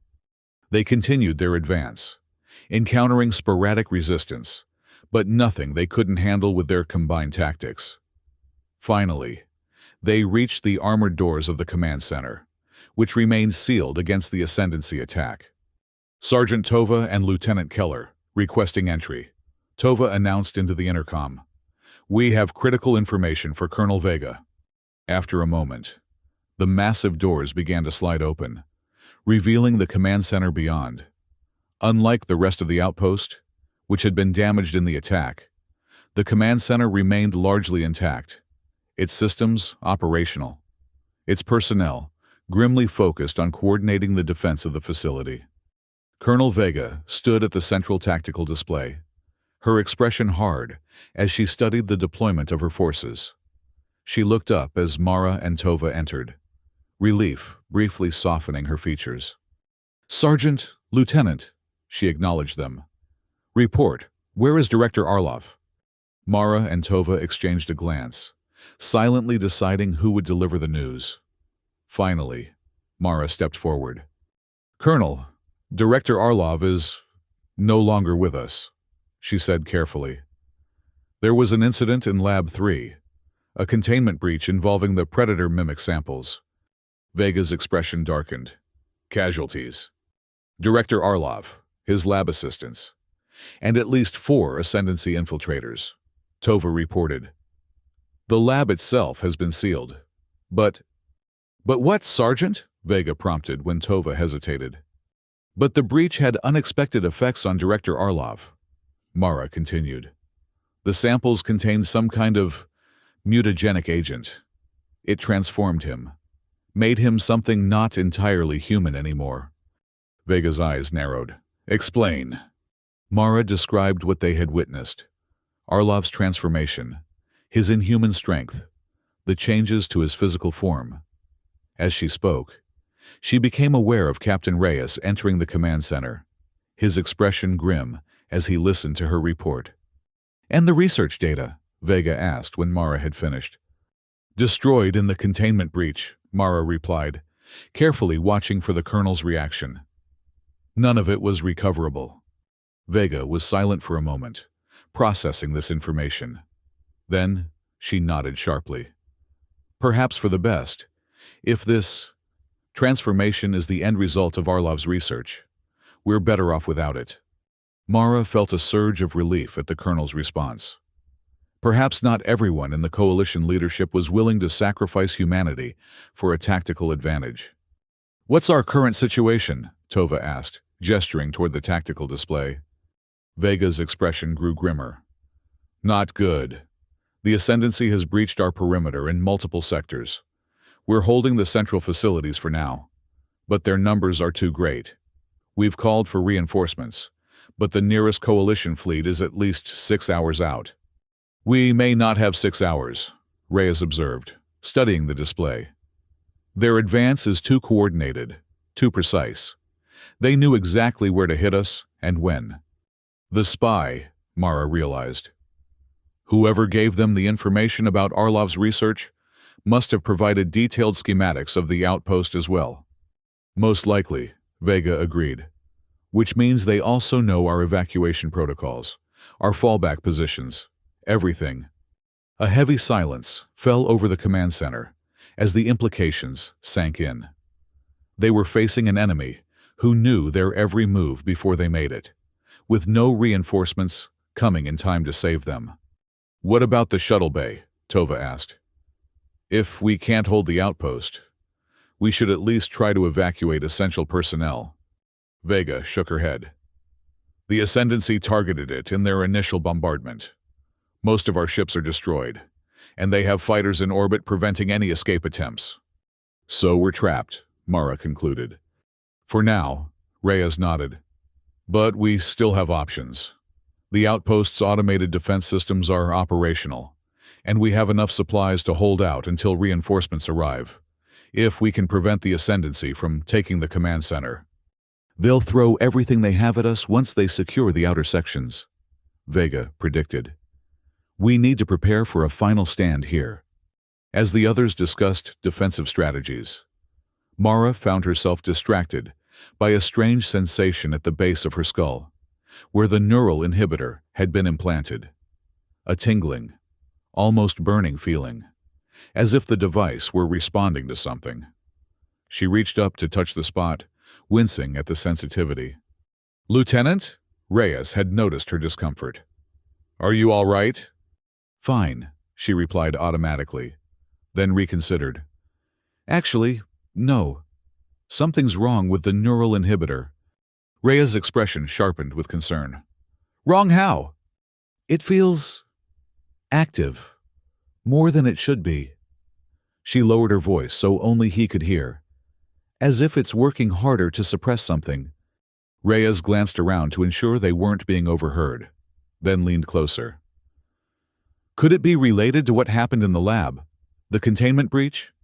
Mara hadn't considered that possibility. I don't know. Maybe. If some of those compounds were airborne... She didn't finish the thought, but the implication was clear. If the same mutagenic agent that had transformed Arlov was now in her system, the neural inhibitor might be the only thing preventing a similar transformation.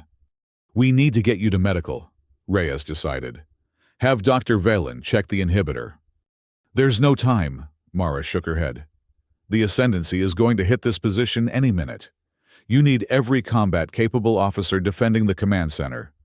Not if you're at risk of turning into..." Reyes trailed off, unable to find the words to describe what Arlov had become. "I'm not," Mara insisted, with more confidence than she felt. "The inhibitor is working. I can feel it. It's just working harder than before." Before Reyes could argue further, the tactical display flashed red, indicating multiple enemy signatures converging on their position. "They're coming," Vega announced, her voice cutting through the tense atmosphere of the command center. "All personnel to defensive positions. This is it. People, hold the line." The moment for private concerns had passed. Mara moved to her assigned position at one of the command center's 3 entrances, joining a fire team of 4 coalition soldiers.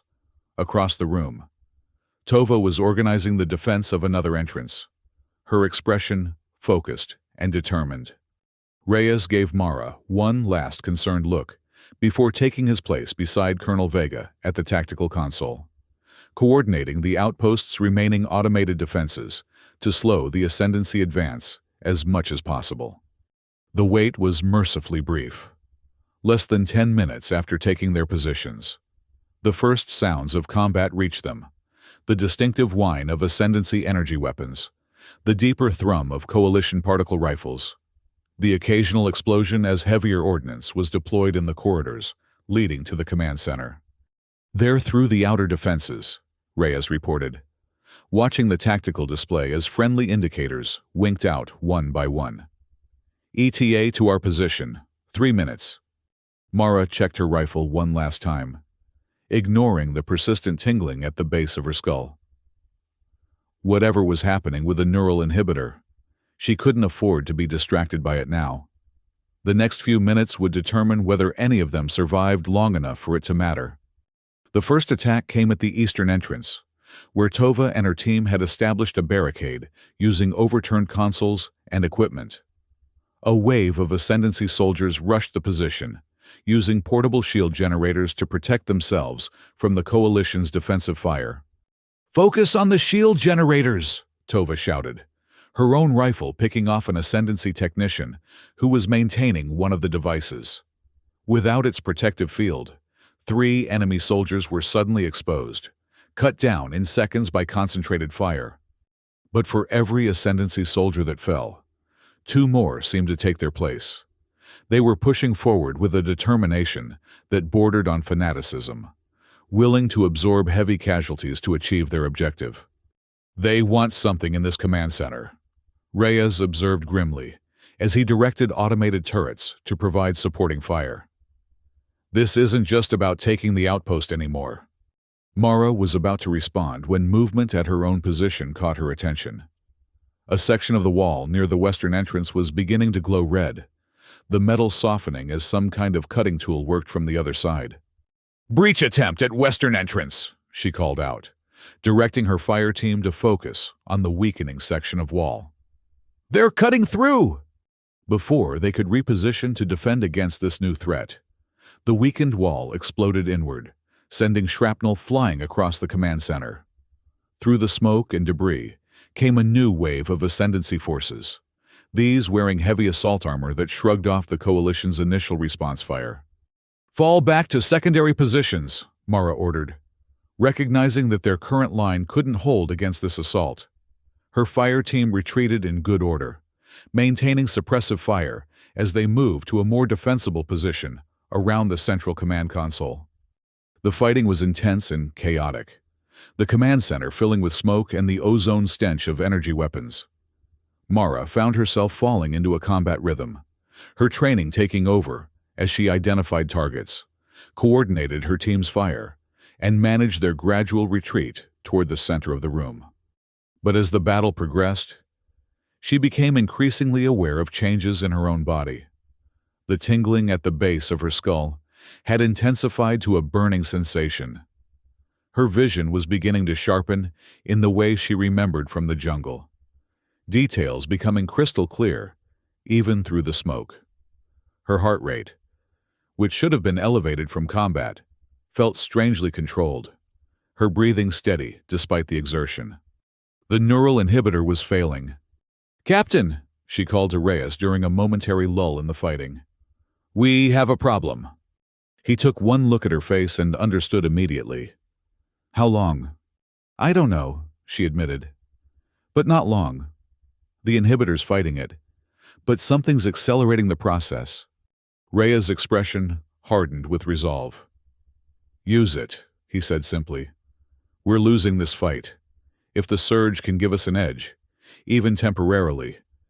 "You don't understand," Mara shook her head. "This isn't like before. It's stronger, more insistent. I don't know if I can control it." "You're not Arlov," Reyes insisted. "You've experienced the surge before. You've maintained control. This is different," she tried to explain. "What happened in the lab, the containment breach, it changed something, accelerated the process."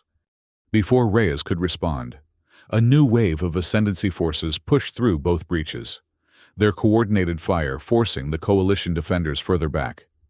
Colonel Vega took a hit to the leg, collapsing behind the central console.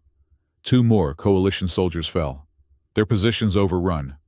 "We're out of options, Lieutenant," Reyes said, his voice grim but determined. "Whatever happens, it can't be worse than what will happen if the Ascendancy takes this command center." He was right, Mara realized. They were going to lose this fight, and if the Ascendancy captured the command center, they would gain control of the outpost's systems, including, potentially, access to whatever remained of Arlov's research. Even with the primary data destroyed, there might be backups, notes, something that could lead them to recreate his work. And they would have her, the only successful subject of the enhancement process. "All right," she said finally, "but get everyone back. I don't know what's going to happen, and I don't want any friendly casualties." Reyes nodded, then moved quickly to organize the remaining coalition personnel, pulling them back to defensive positions furthest from where Mara stood. Tova, seeing this redeployment, shot Mara a questioning look. Mara gave her a brief nod, acknowledgement and farewell, in case things went wrong. Then, taking a deep breath, she reached up to the base of her skull and located the small control node of the neural inhibitor. Dr. Valen had shown her how to deactivate it in an emergency. This certainly qualified. She pressed the sequence, 3 quick taps, followed by a longer press. There was a soft beep, barely audible over the sounds of combat, and then a flood of sensation as the inhibitor's suppression field collapsed. The change was immediate and overwhelming. Heat surged through her body, starting at the base of her skull and radiating outward. Her vision sharpened beyond anything she had experienced before, the world around her resolving into perfect clarity, despite the smoke and chaos. Time seemed to slow to a crawl, the movements of the Ascendancy soldiers becoming almost leisurely, giving her ample opportunity to track and predict their actions. But unlike her previous experiences with the surge, this time she felt something else beneath the enhanced perception and strength. A predatory instinct, a hunger for violence that threatened to overwhelm her conscious mind. This, she realized, was what had happened to Arlov, the human subsumed by something more primal, more alien. With a tremendous effort of will, Mara fought to maintain control, to direct the surge rather than be directed by it. She focused on the immediate threat, the Ascendancy forces advancing toward the central command console, where Colonel Vega was trying to erase the outpost's secure data. Moving with a speed that made her previous enhancements seem pedestrian, Mara launched herself toward the nearest cluster of enemy soldiers. They tried to track her with their weapons, but their movements were laughably slow to her enhanced perception. She was among them before they could fire, her combat knife finding gaps in their armor with surgical precision. 3 went down in as many seconds, their bodies crumpling before they fully registered the threat.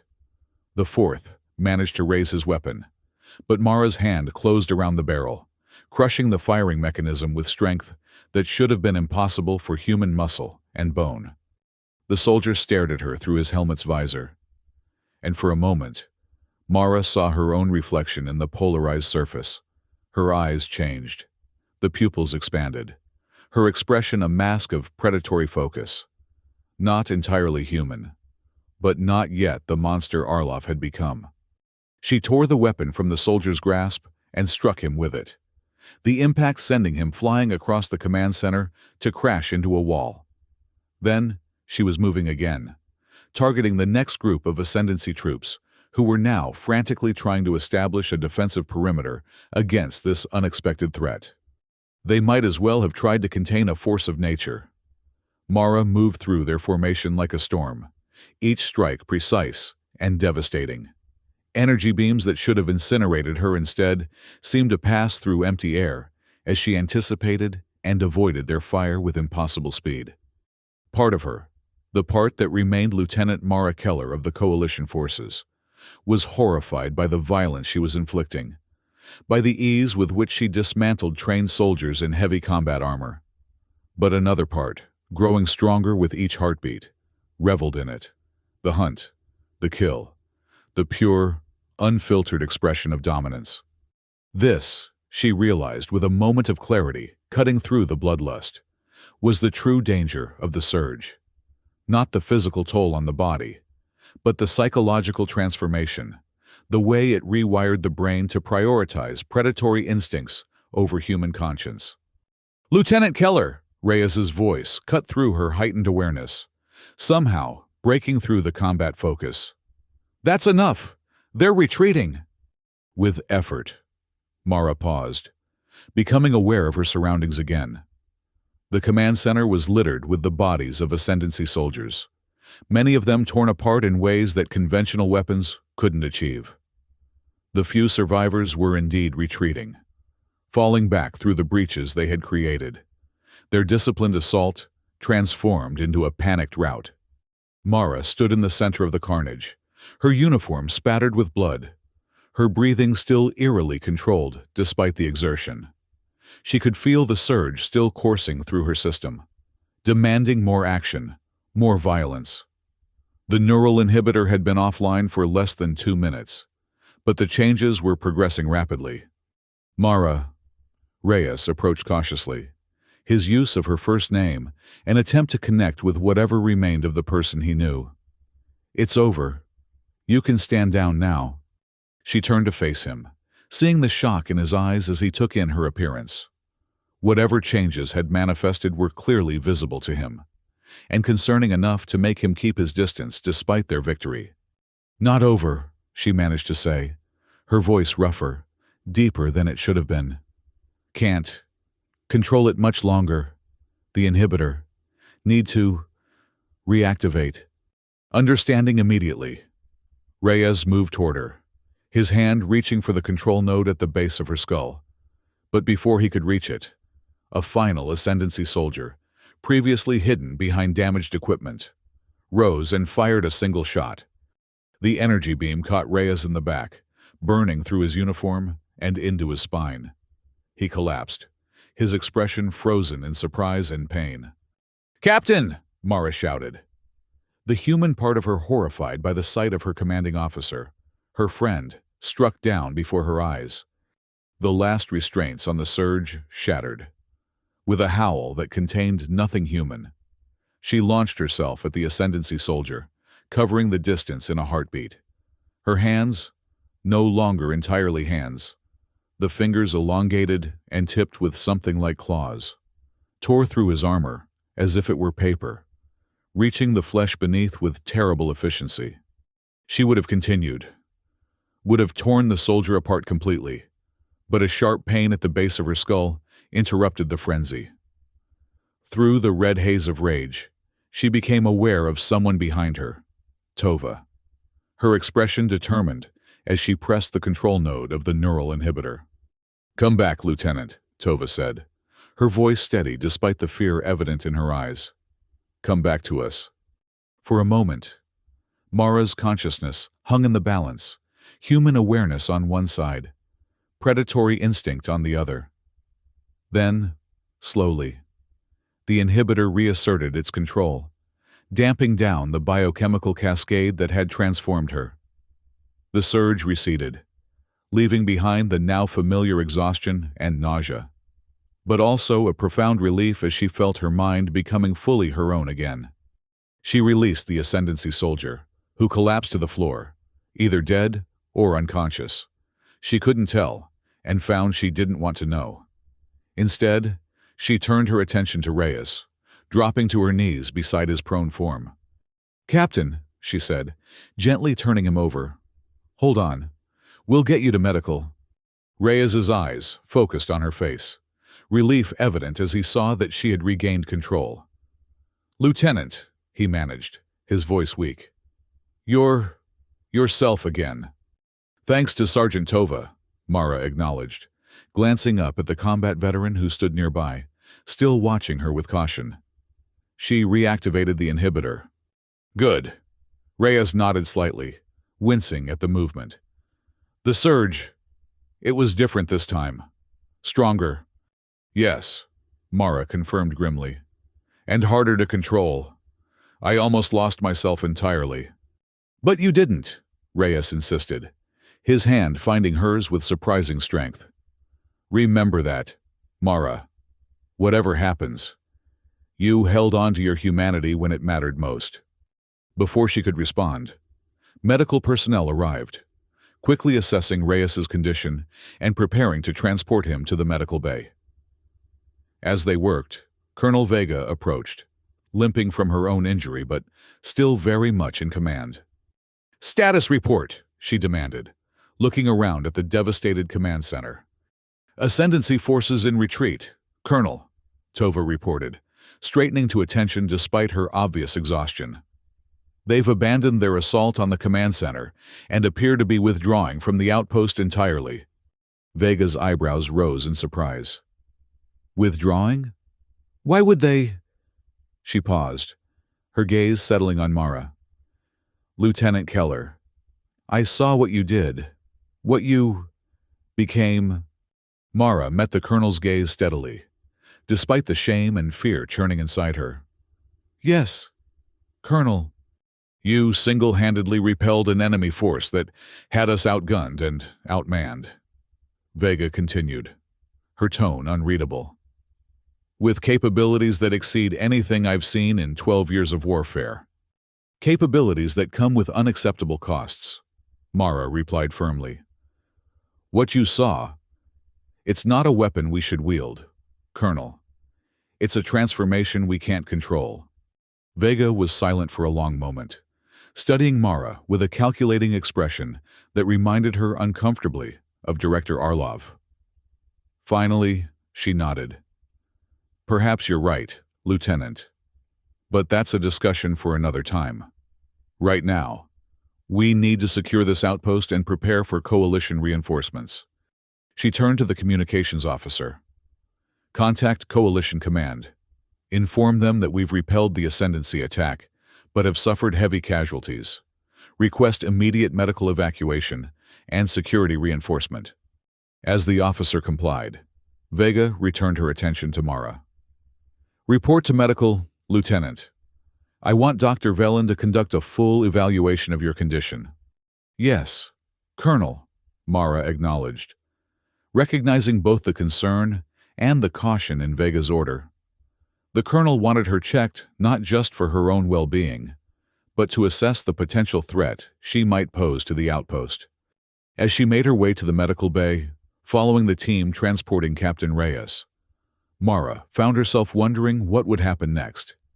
The immediate danger had passed, but the larger questions remained. What was happening to her body? Could the neural inhibitor continue to suppress the changes indefinitely? And what would the coalition do with her once they understood the full implications of Arlov's research? One thing was certain. Her life as a simple scout lieutenant was over. Whether she became a closely guarded asset, a research subject, or something else entirely, that remained to be seen. "Mara!" Dr. Velen's voice cut through her thoughts as she entered the medical bay. The doctor rushed toward her, concern evident in her expression. "I heard what happened. Are you all right?" "Physically, yes," Mara replied, too exhausted for anything but honesty. "Mentally, I don't know. The surge was different this time. Doctor, stronger, more consuming." Velen nodded gravely, guiding Mara to an examination table. "The neural inhibitor is still functioning?" "Yes, but it's struggling. Whatever was released in that lab, it accelerated the changes." "I suspected as much," Velen sighed, preparing a scanner to assess Mara's condition. "I've been monitoring the atmospheric composition in the outpost since the containment breach. There are trace amounts of the mutagenic compounds throughout the facility now. Most personnel won't be affected. The concentration is too low. But for you, with the changes already underway in your system..." "It's like adding fuel to a fire," Mara concluded grimly. "Precisely." Velen nodded, studying the scanner results with a furrowed brow. "The good news is that the neural inhibitor is adapting, becoming more efficient at suppressing the biochemical cascade. The bad news is that it's working at near capacity. If the changes continue to accelerate..." She didn't need to finish the thought. If the inhibitor failed completely, Mara would become like Orlov, something no longer human, driven by predatory instinct rather than conscious thought. "What are my options?" Mara asked quietly. Dr. Velen's expression was compassionate but honest. "In the short term, we can boost the inhibitor's effectiveness with supplemental medications. Long term..." "I don't know, Mara. This is unprecedented territory. The human body isn't meant to change this rapidly, or this fundamentally." Mara absorbed this sobering assessment in silence. Finally, she asked the question that had been haunting her since the jungle. "How long do I have? Before the inhibitor can't keep up anymore?" "At the current rate of acceleration, days, maybe weeks." Valen's voice was gentle but unflinching. "But that assumes continued exposure to the mutagenic compounds. If we can get you off Ardent X, away from the contamination..." "I might have a chance," Mara finished. "More than a chance," Velen insisted. "Your body could stabilize, find a new equilibrium. The changes wouldn't reverse, but they might stop progressing past a point you can control." It was more hope than Mara had dared to expect. "And Captain Reyes, will he recover?" Velen's expression sobered. "The energy beam damaged his spinal column. With regenerative therapy, he'll walk again, but it will take time, months of treatment at a proper medical facility. Not this outpost." "Then we both need to get off this planet," Mara said, determination replacing the exhaustion in her voice. "As soon as possible." "Coalition reinforcements will be here within a few hours," Velen reminded her. "They'll bring medical transports, evacuation capabilities, and orders regarding Orlov's research," Mara added grimly, "including what to do with the only surviving test subject." Understanding dawned in Velen's eyes. "You think they'll want to continue the experiments?" "Wouldn't you, in their position?" Mara asked. "They just received reports of a single enhanced soldier repelling an entire Ascendancy assault force. In the middle of a war we're losing, that kind of potential advantage is too tempting to ignore. Even if it means sacrificing the soldier in question," Velen agreed somberly. "So what do you propose?" Mara was silent for a moment, weighing options and risks. "The Ascendancy destroyed most of our shuttles, but not all of them. There's still the emergency medical transport in the auxiliary bay, which requires command authorization to launch," Velen pointed out. "From Colonel Vega?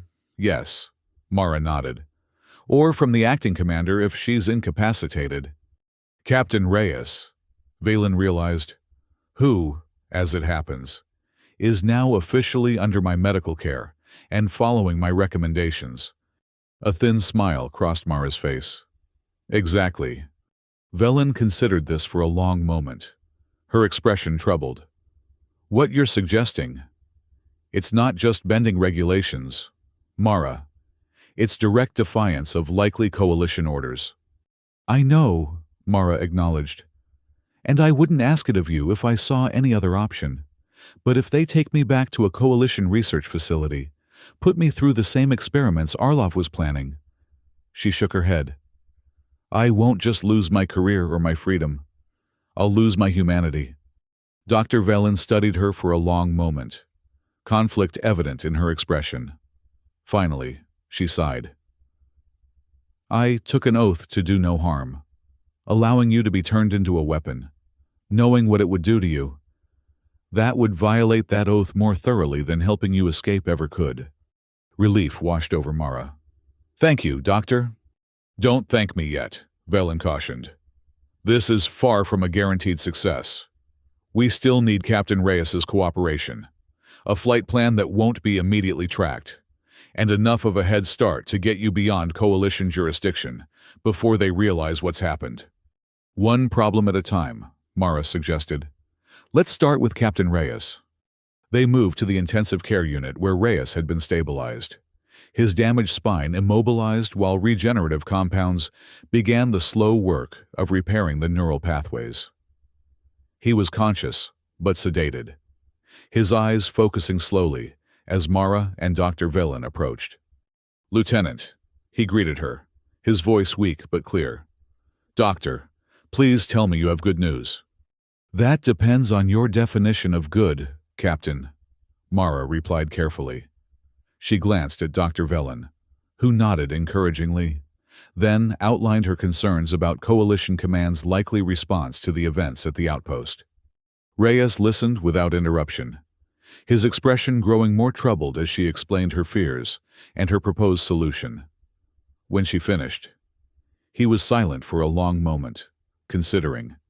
You're asking me to help you desert, he said finally. To violate my oath to the Coalition.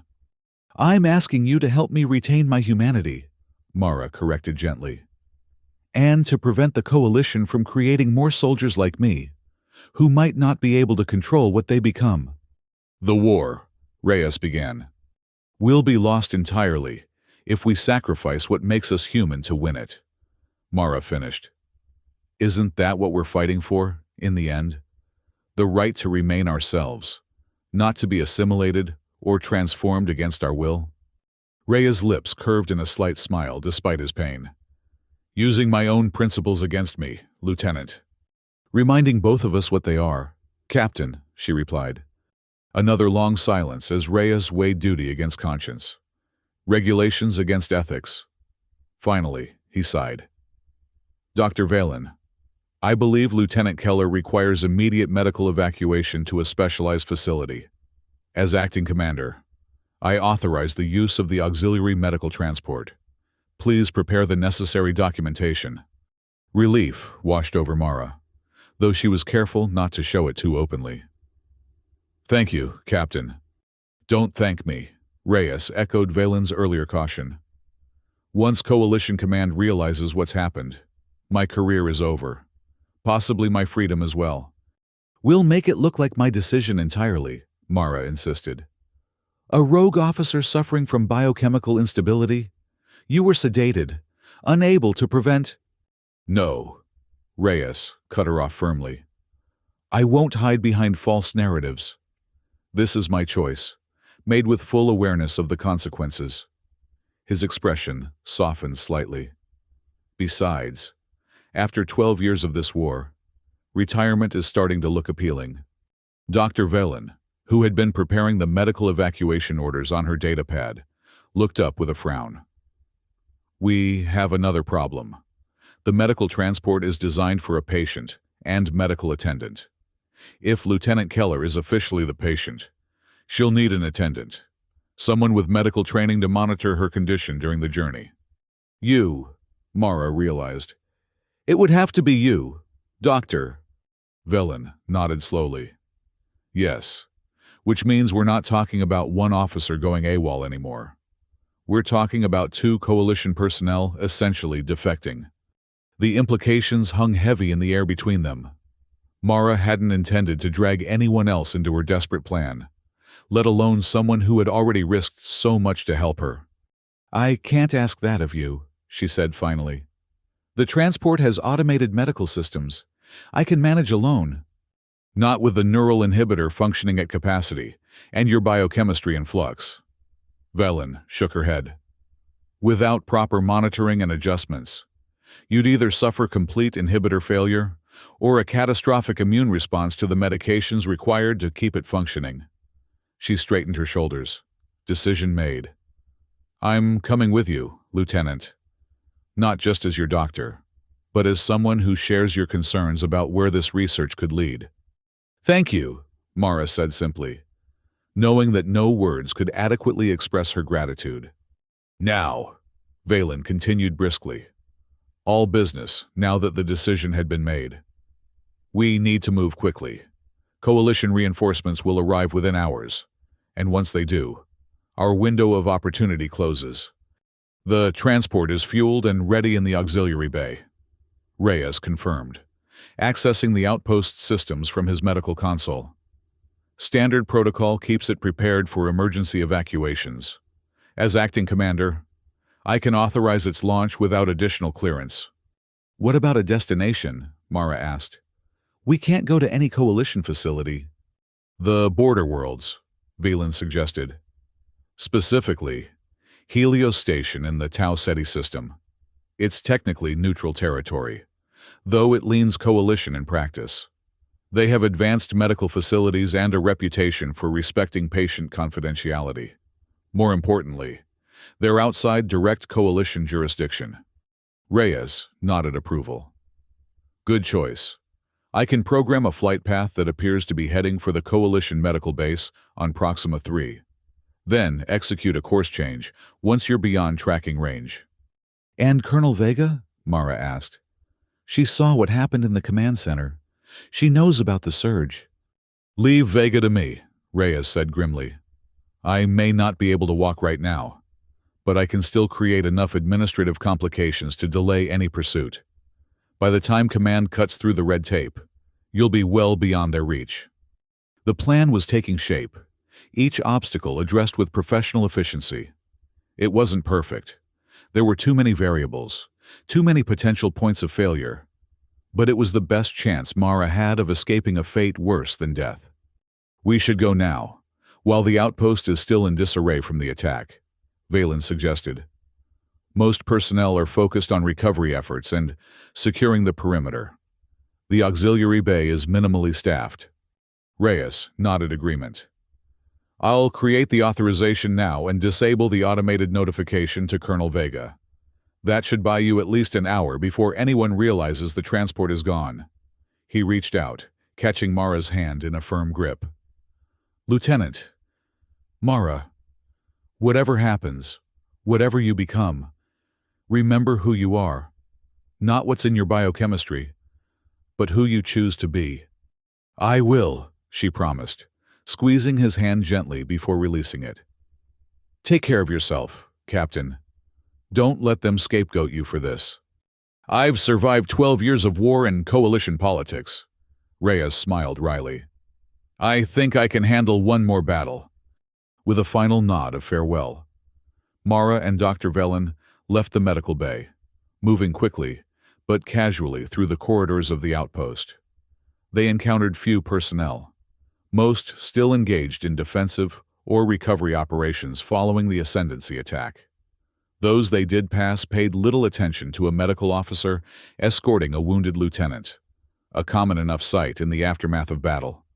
The auxiliary shuttle bay was located in the southeastern section of the outpost, designed for emergency evacuations when the main bay was compromised, exactly the situation they now faced. As Reyes had predicted, it was minimally staffed, with only a single technician on duty monitoring the systems. "Medical evacuation," Dr. Velen announced as they entered, presenting her datapad with Reyes's authorization. "Priority Alpha, Patient requires immediate transfer to specialized care. The technician barely glanced at the authorization before nodding. Bay is secure. Doctor. Transport is fueled and ready for departure. Do you require assistance with pre-flight? No, thank you, Valen replied smoothly. I'm certified for emergency medical transport operations. The technician nodded again, returning his attention to his console. Launching sequence is automated. Once you're aboard, just signal when you're ready, and I'll open the bay doors. They boarded the transport, a sleek, streamlined vessel designed for speed rather than capacity. The interior was primarily medical in function, with a patient support system occupying most of the main cabin and a small cockpit at the front. Dr. Valen immediately moved to the cockpit, activating the systems while Mara secured the cabin for launch. Course is already programmed, Valen noted, studying the navigation display. Reyes must have input it remotely. Clever man. The best kind of commanding officer, Mara agreed, checking the automated medical systems that would help monitor her condition during the journey. How long to Helios Station? At maximum safe speed. About 36 hours, Valen replied. The neural inhibitor should hold that long with the supplemental medications I've brought. After that, she shrugged. We'll face that challenge when we reach it. Mara nodded, trying not to dwell on the uncertainties that lay ahead. One step at a time. First, escape, then survival. Then, perhaps, a way to understand and control what she was becoming. Ready for launch, Valen announced, strapping herself into the pilot's seat. Signal the technician. Mara activated the comm system. Control, this is Medical Transport Alpha 7. We are secure and ready for departure. Acknowledged. Alpha 7, the technician's voice replied. Opening bay doors now. Safe journey. The massive doors of the auxiliary bay slid open, revealing the alien sky of Ardent X beyond. That same sickly green that had greeted Mara when she first arrived 3 months ago. It seemed fitting that it would be the last view she had of this world that had changed her so profoundly. The transport's engines engaged, lifting the vessel smoothly from the bay floor and guiding it through the open doors into the atmosphere beyond. As they ascended, Mara had a brief glimpse of the outpost below, a collection of geometric structures carved into the jungle landscape, already being reclaimed by the aggressive native vegetation where the ascendancy bombardment had damaged the perimeter. Somewhere in that facility was Lab 3, sealed and quarantined, containing whatever remained of Director Arlov and his ill-fated research. Somewhere, too, were the predator mimics in their native habitat, evolving and adapting as they had for millennia before humans arrived to study and exploit them. And somewhere, though Mara couldn't see it from their current trajectory, was the clearing where she had first experienced the surge, where Specialist Rivera had died, and where her life had irrevocably changed course. Atmosphere exit in 30 seconds, Velen reported from the cockpit. Preparing for FTL transition once we clear the gravity well? Mara nodded, though her thoughts were elsewhere. As the transport broke free of Ardent X's atmosphere, and the green sky gave way to the star-studded blackness of space, she found herself wondering about the future that awaited her. Not as Lieutenant Mara Keller of the Coalition forces.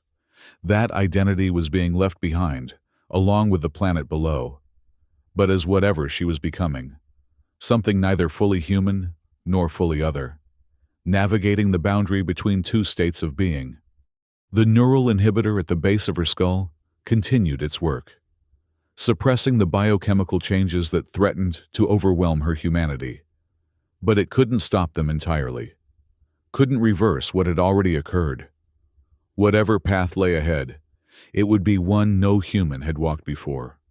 FTL engaged, Velen announced, as the stars outside the viewport elongated and then vanished, replaced by the swirling patterns of faster-than-light travel. We're away. Mara, we've done it. The first step, anyway, Mara acknowledged, finally allowing herself to relax slightly. Thank you, Doctor, for everything. Velen, turned in her seat, her expression serious but not without hope. "Don't thank me yet. We have a long journey ahead, not just to Helios Station, but beyond. Understanding what's happening to you, finding a way to stabilize it, creating a life outside the coalition." She shook her head. "None of it will be easy." "I know," Mara nodded. "But it's a chance. More than I would have had if we'd stayed." "Yes," Velen agreed. "A chance to define yourself on your own terms. To be more than a weapon or a test subject." She smiled slightly. "To be human, in the ways that matter most. Regardless of what your biochemistry becomes. Human in the ways that matter most." As the transport carried them away from Ardent X and toward an uncertain future, Mara held on to that thought. Whatever changes her body underwent, whatever adaptations her biochemistry developed, the core of who she was, her choices, her values, her capacity for compassion and self-control, those remained hers to determine.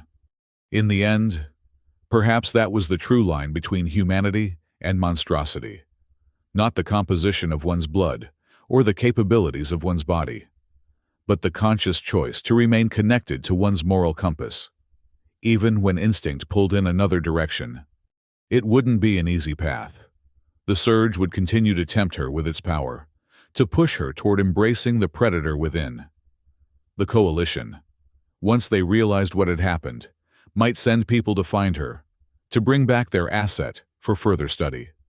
And Ardent X's changes to her biochemistry would continue to progress, requiring constant vigilance and adjustment. But for now, at least, she was free.